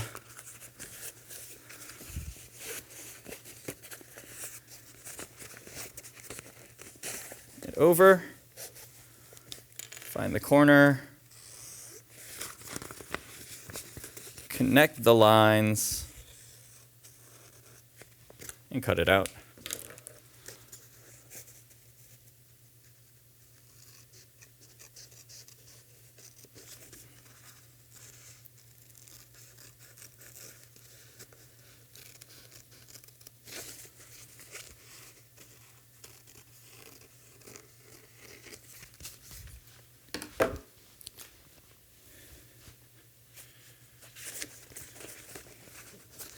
Okay, we're going to flip it over. Let's do the other side.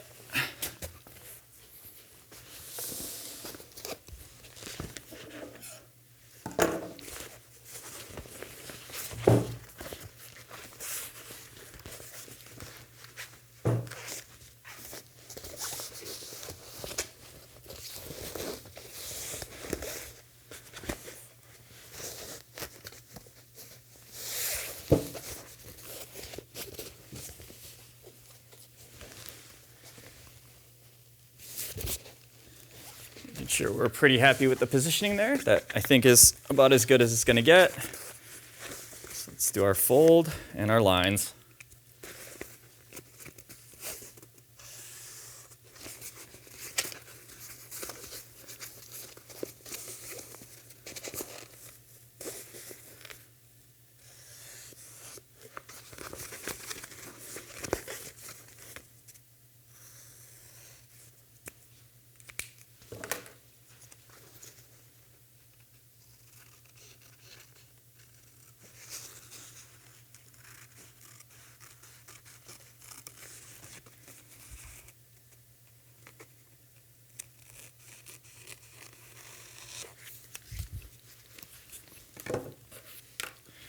All right, time to start stapling.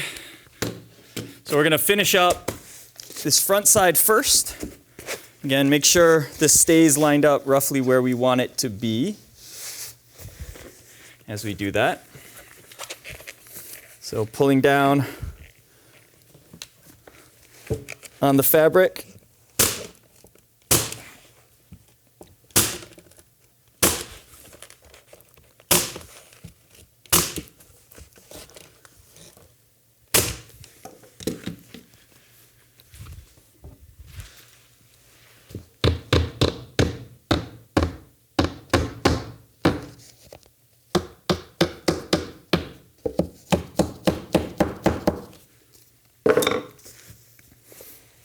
And then pulling up the bottom.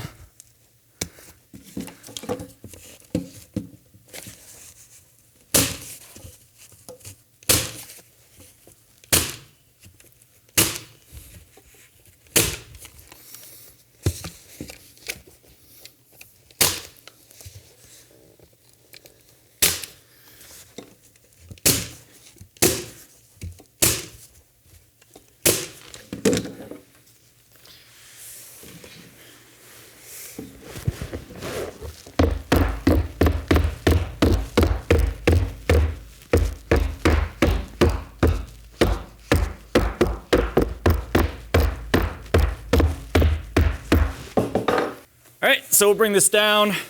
And once again, we've got to get this fabric. I'm just going to center my number here as much as I can. Fits into the curve a little bit. It's not the end of the world.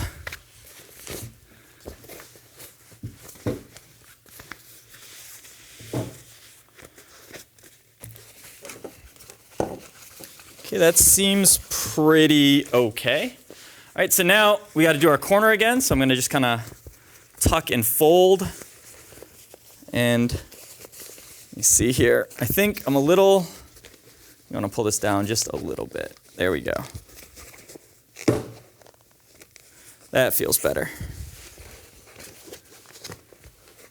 So I noticed when I went to pull this corner in, my corner was way far off from the corner, and that I think is because I had too much extra fabric pulled up this direction. So we're going to get that right into the corner there.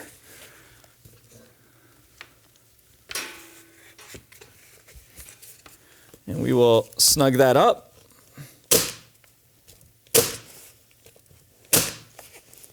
And then work our way across the top a little bit. Man.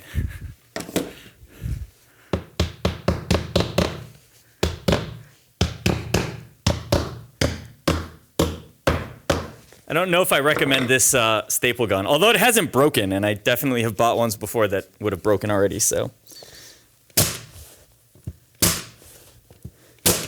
Is this, let's turn it up higher. Oh.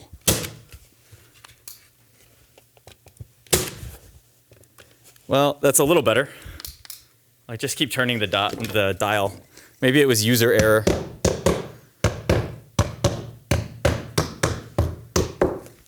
All right, now we're going to flip it over and finish the other side of this corner.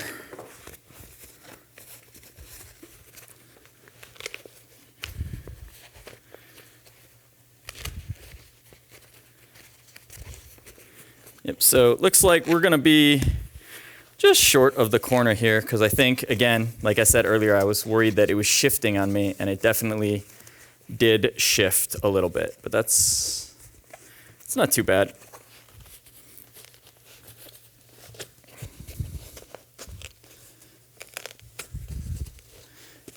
So just pull as much of it out as we can. And get some staples in here.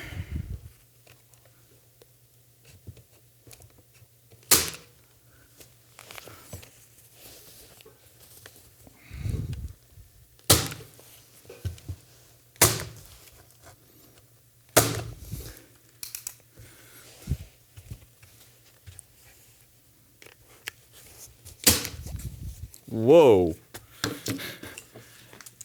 Okay, that one kind of broke on its way in, so we'll try again.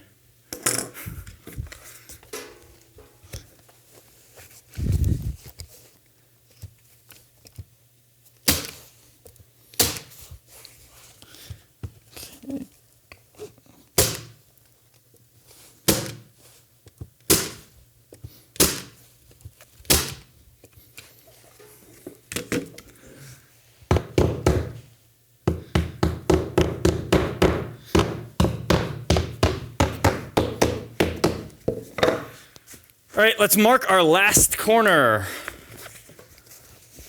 And this one, you know, can kind of just go where it goes because we have no numbers on it, so we don't need to worry about being perfectly centered or anything.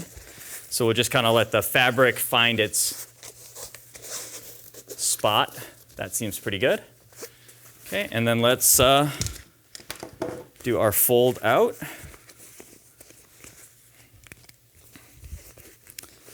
Finding the corner. Coming back the other way.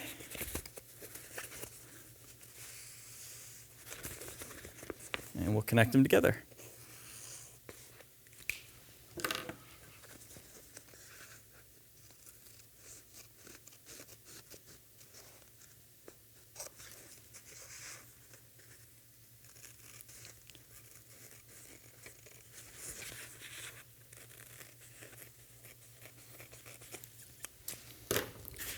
We'll flip it over.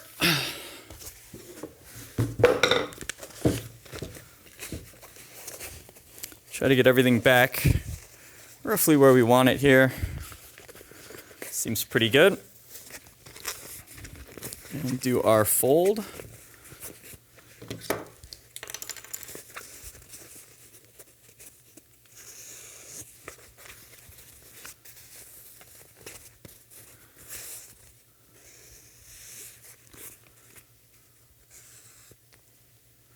Fold that way. Let's cut it out.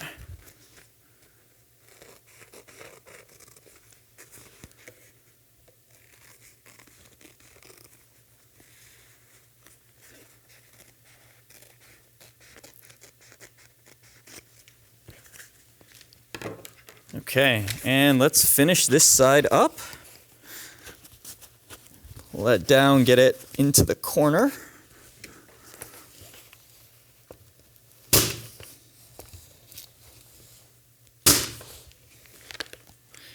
think we're out of staples again. So I feel like we're using a lot of staples, but then like the refill pack is still very full, so.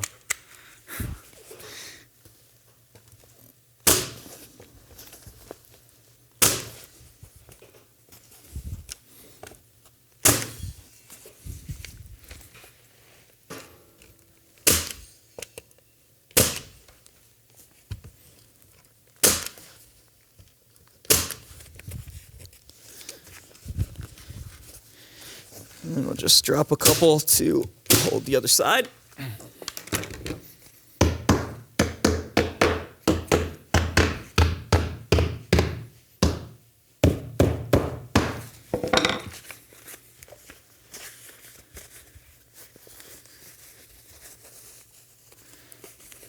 Okay, let's finish this side next.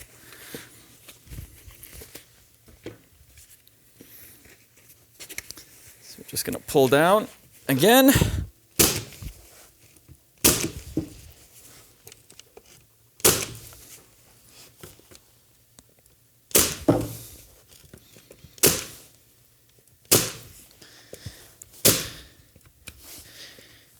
And then just a couple to hold the rest of it out of our way.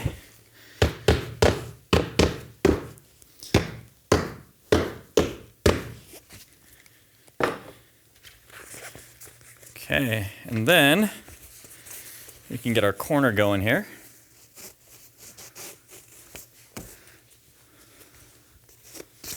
I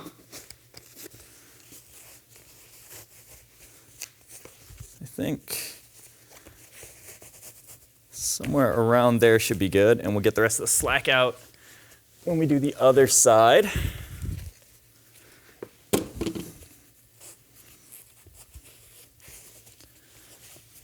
There we go.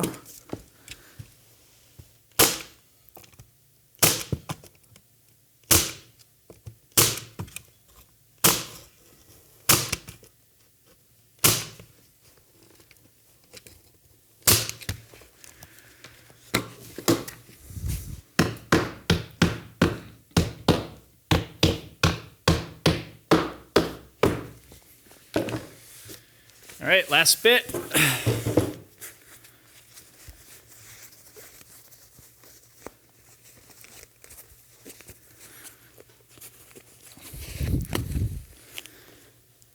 Pulling this down as tightly as I can.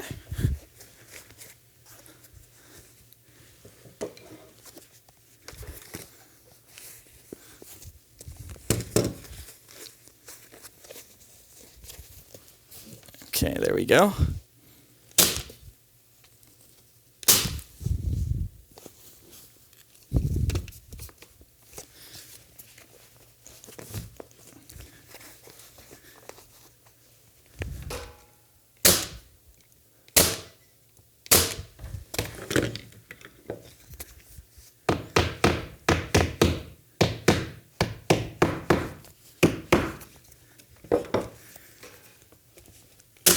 And just finish up. And since that's like a loose flap, I'll just add an extra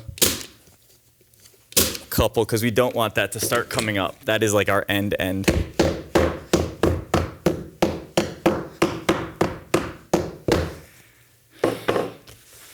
All right. Team numbers, that one looks a little high. I guess they're all just a little high. But you can clearly read the numbers from every side of our robot, so we're in good shape there. And now we are ready to go ahead and basically put this back on the robot. We got to reattach our brackets, and then we can mount it on the robot and see how well it works. Okay, let's see how well it fits. And I did notice I forgot to mark the front and the back. So we can try it both ways and see which way fits better, and it doesn't matter too much which is which. Also, we'll put the brackets back on in a second. And this is a little tight. Of course, it's going to be tighter because the fabric's there. And I think I'm getting stuck on some of these staples that aren't in all the way. So we're going to do a couple things here. The first thing is we are going to bang on a lot of these staples, and then we're going to get rid of some of the staples as well, which is going to make our life a little bit easier. So get your hammer, especially on the bottom, but now I'm going to go through and I'm just going to make sure they're all, like if yours goes on, fine, you're good, don't have to do this step, but I'm going to just make sure all these staples are really in.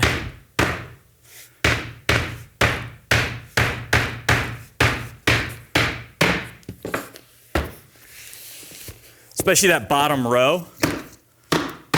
And here where I've got like this extra bit of fabric, I think it's getting caught as well.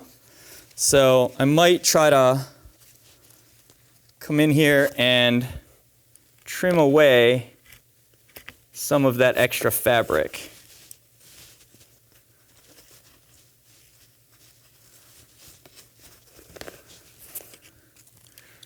Looked like it worked.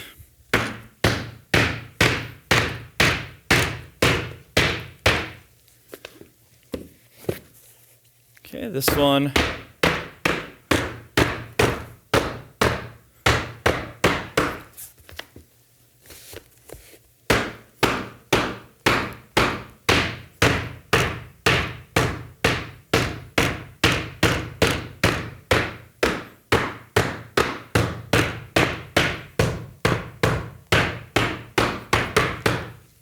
All right, let's see if that got any better for us.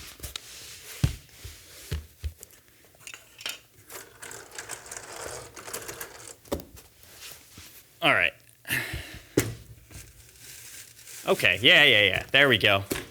So that is working now. If yours is still too tight, there's a couple more things you might need to do, and that is remove some of the fabric.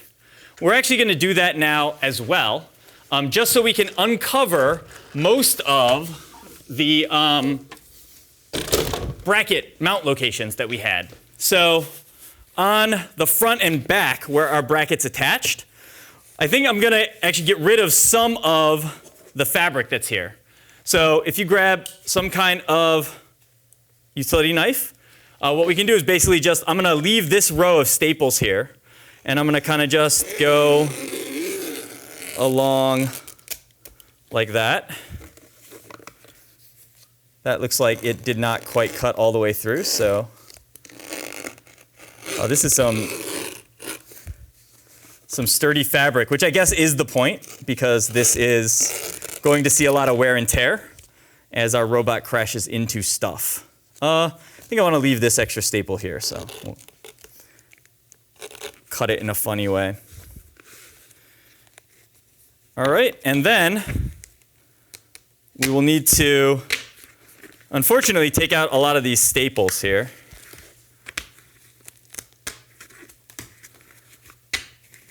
So we'll see how much pulling the fabric up helps. All right, let me grab the staple removal tools. And again, if you need to, you can do this on the side as well to get more space, right? Because we did add 2 layers of fabric and a bunch of staples and stuff like that. So we are making it bigger when it just sort of fit before.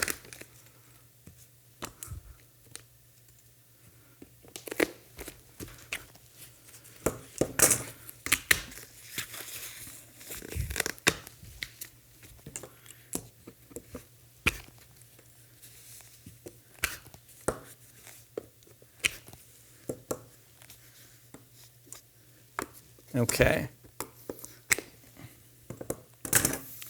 Now, our mounts, right, were somewhere, I think, in this neighborhood. So we definitely want to cut away where our mounting brackets were. And I don't remember exactly where. So we'll do some exploration here. So I'll cut kind of this way and across.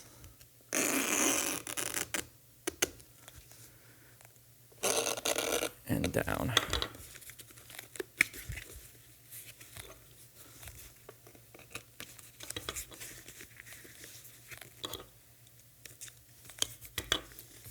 Okay, and so there is one of our mounts. We can see it. And probably, you know, we could leave the fabric. We could just try to find the holes through the fabric too. But I do think this will make it a little bit easier for us.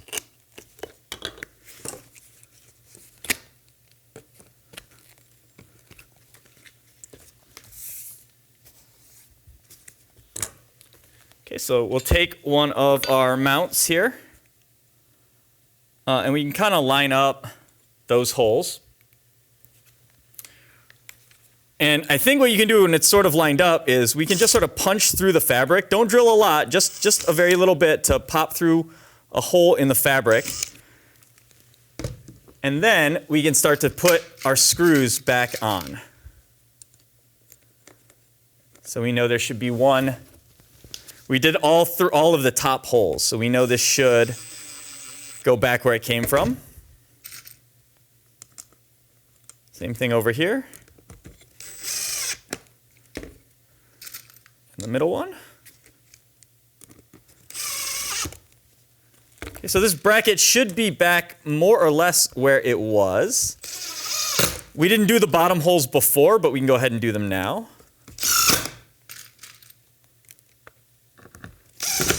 Oops. Okay, so that's in. I think it's going to be easier if I do the same thing on this side as well. So, you know, it's about one of my hands over. So I'm going to want to cut like here-ish.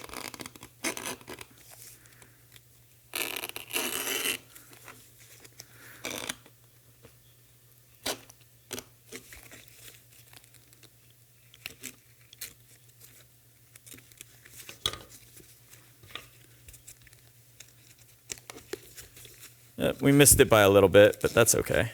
We can take a little bit more off. Okay, and again, if yours fit and you want to just try finding the brackets, you can sort of line this up and feel for the holes as well and not have to go through quite all of these steps. But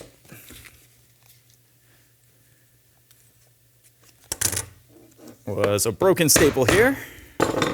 Okay, so now we'll take another mount. And again, make sure the flat side is towards the middle of the bumper. And then the peak of the triangle is towards the edge. That's where we're aiming. And then once again, I'm just going to break through the fabric. So it's easy for our screw to go in.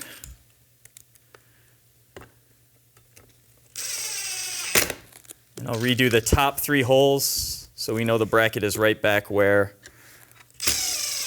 it was.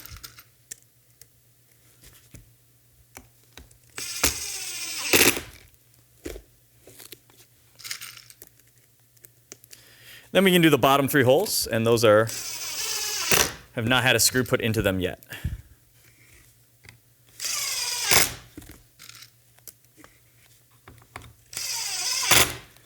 Okay, really quickly before we flip this over, let me grab the staple gun again.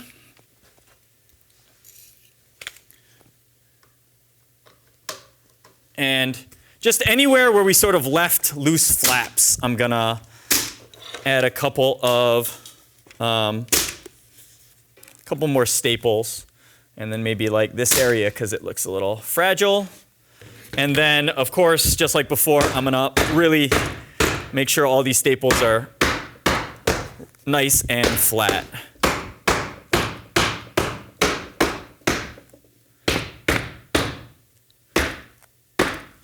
All right, flip it over. We are going to do the same thing on the other side. Right, and again, just to be clear, right, the numbers when they're right side up like this, we should have the bracket aligned on that edge, like we were kind of talking about before, right? So we have our bracket is flat on the edge where the top of our numbers are, and then the little ledge inside here on the bumper is down towards the middle. All right, back to the other side. So we're going to flip this over. And we're going to kind of do the same. We're going to kind of do the same thing that we did on the other side, even though, you know, it involves a decent amount of extra work. So I'm going to cut this one off.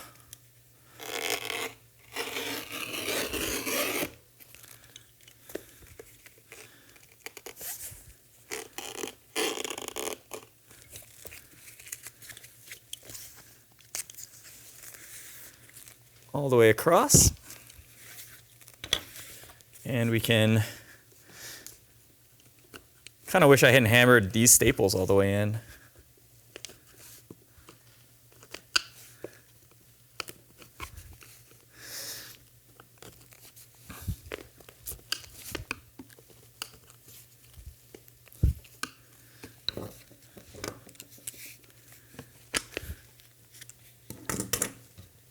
Okay, we got just a couple more here on the side.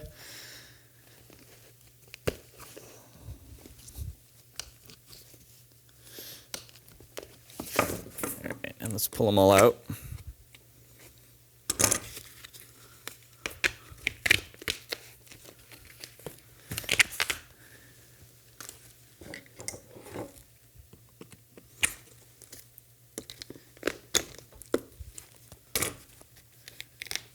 Okay.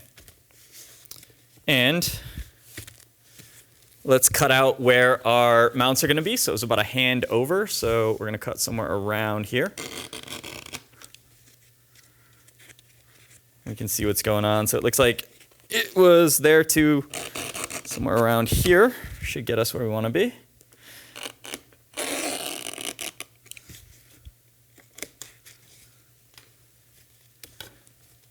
Okay, and then same thing from the other side. So maybe like this neighborhood.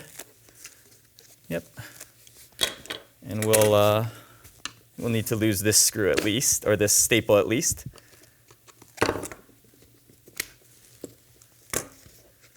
And I think let's aim this way and see what that does for us. I think that's close enough for us to line everything up. Okay. Then get our brackets. Again, point facing up. And one of the things that I'm going to see here is some of these staples ended up in the way on this bracket. We kind of dodged them last time, but this time, it looks like this one at least is going to have to go.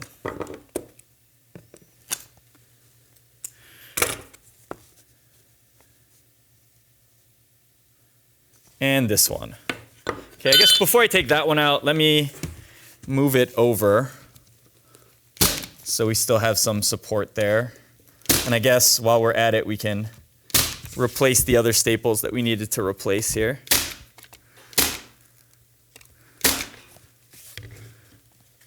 Okay.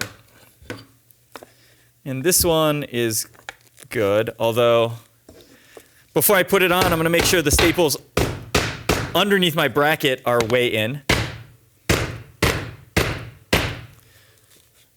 Wait, I just hammered in the one that I said I needed to take out, so that was not the best move, but came out anyway. All right. So now we should be able to line up on those holes, and same process, just break through the fabric, and then we're ready to start screwing this one back in.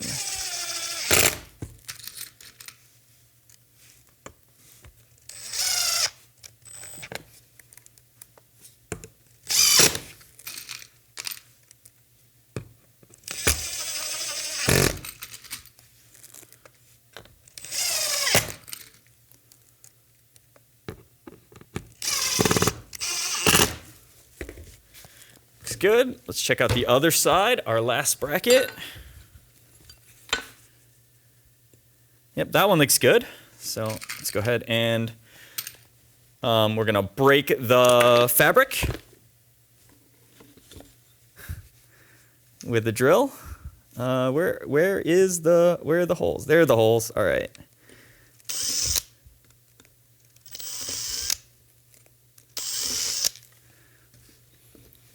Okay, and now we go and reattach.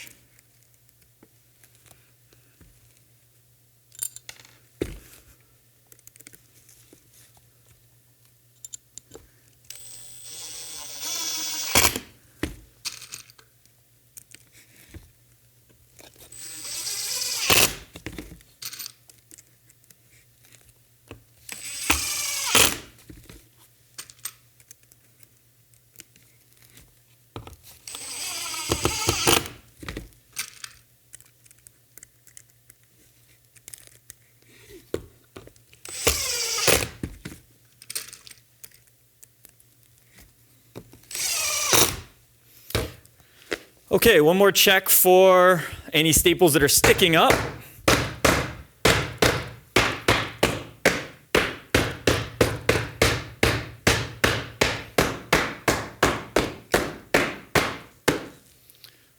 All right, now I think we're ready. Let me bring the robot back, move some stuff out of the way, and we'll see if we can get these mounted. All right, let's see if it fits a little bit better now. We took some of the fabric out of the way. We made sure our staples were definitely not going to interfere. And we have our brackets attached. Oh, that was smooth. All right. So, and I can kind of look. Remember, we had to push these a little bit to get them to line up. And that's okay. We might drill through. I don't for sure know that this was the right direction, that this was always the back and that this was always the front. So let's go ahead and pick it up, spin it around, and we'll see if it fits better the other way. And it kind of doesn't matter which way was supposed to be the front and back. All that matters is right now which way fits better. And I think that is almost exactly the same, but I prefer the first way a little bit. It felt just a little bit smoother to drop in. So let's go ahead and drop this on. Okay, and what we're going to notice is that some of these brackets, especially because of the warped wood, are just a little bit off from where we might want them to be. Now, it is doable. Like, I could take this bolt, and where these holes are sort of misaligned, if I bring it off the edge here, I can get it started on the bottom. And where they're misaligned, I'm pretty sure I can line that up and just, you know, whoop, and push this in and get it to go through. Maybe not. I might need an extra set of hands to do that. Oh, it's very close. But the point is, even if I could do that, that's way too much effort and way too much work for us to deal with, you know, every time you need to change your bumpers. So we're going to do one more thing to all of these mounts just to make sure that they fit nicely. And that is, essentially, we're going to make our holes a little bit bigger. And we can choose which side to make the hole bigger. I don't think it matters too much. So let's grab our drill. And I'm going to switch back to a number 7 drill bit.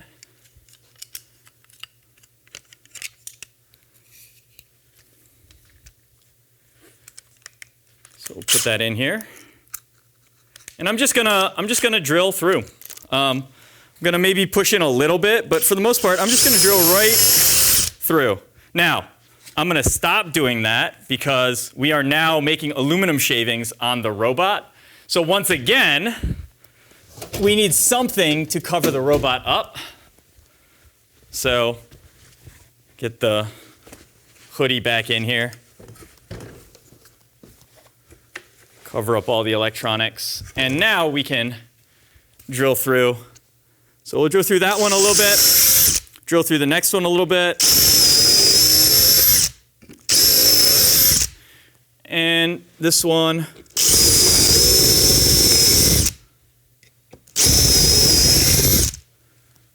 Okay, and let's mount the front. And then, actually, let me get the vacuum. I want to suck those chips out. I do not want metal chips in the electronics, if at all possible. So we can vacuum now.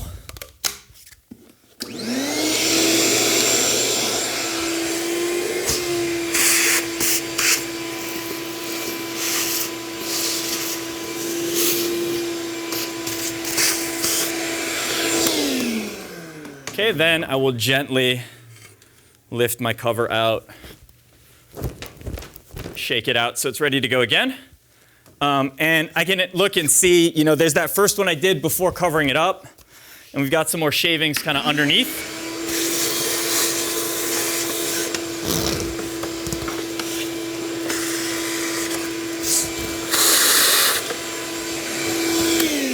So we'll vacuum up what we can there. All right, now I think we're ready to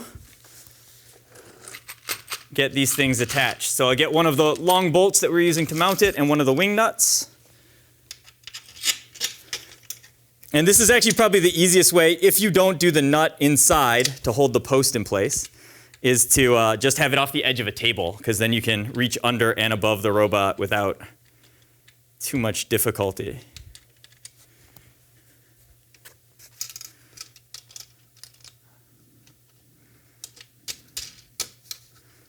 Okay, one is in. Let's do the next one.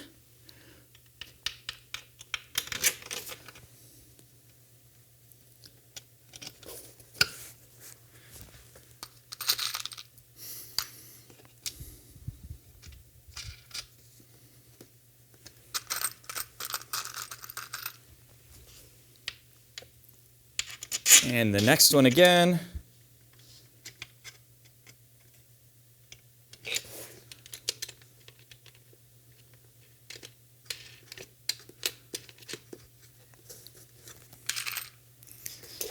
And the last one for this side.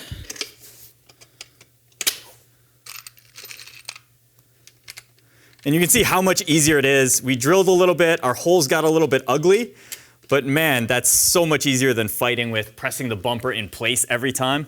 And we don't want to be dealing with that. So we'll just kind of snug these up as much as I can by hand.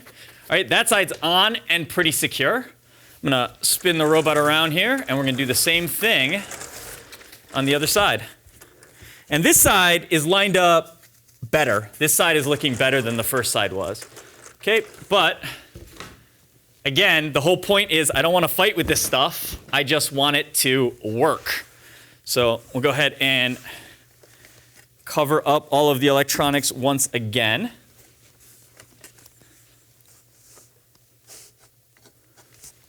And I'm just going to drill through.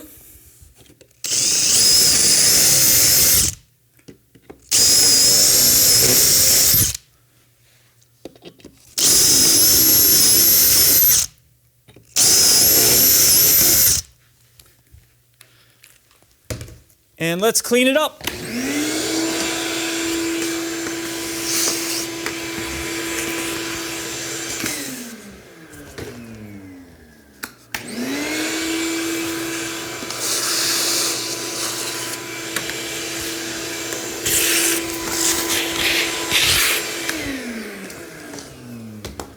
All right, we'll gently remove this.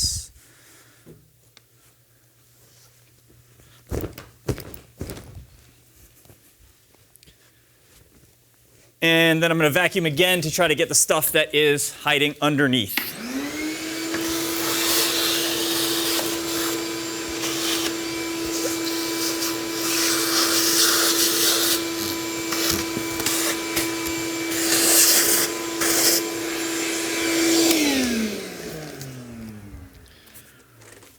All right, let's get those bolts and get the other side attached on here.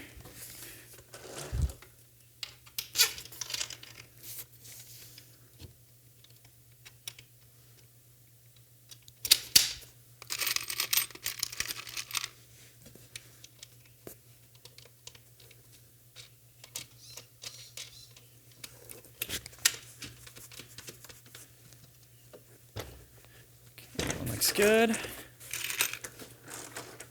Next one.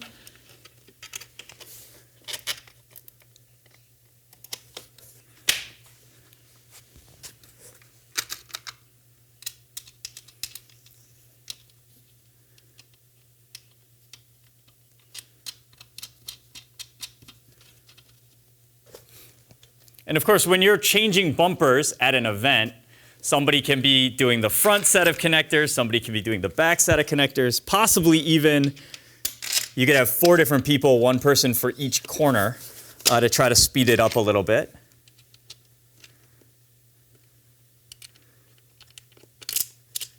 But if the posts were already in place and we didn't have to reach down to slide them up, it would save a little bit of time. And if I got better at putting wing nuts on, it would save some time too. I'm sure you'll have a lot of practice by the end of the year.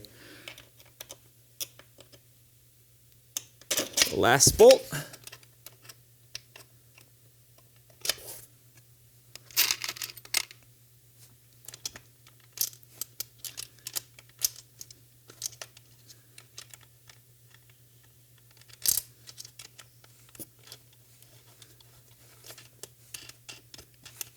There we go.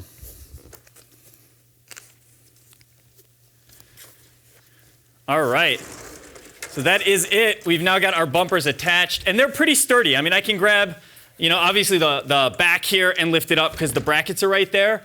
But because we added those angle brackets above and below and those exterior corner brackets, I can actually grab the bumper on the side, and it still feels like that doesn't scare me at all. Now, that said, when you pick the robot up, try to grab underneath, try to grab on the frame, not on the bumpers, because they are still held on. They're a little bit weaker attachment.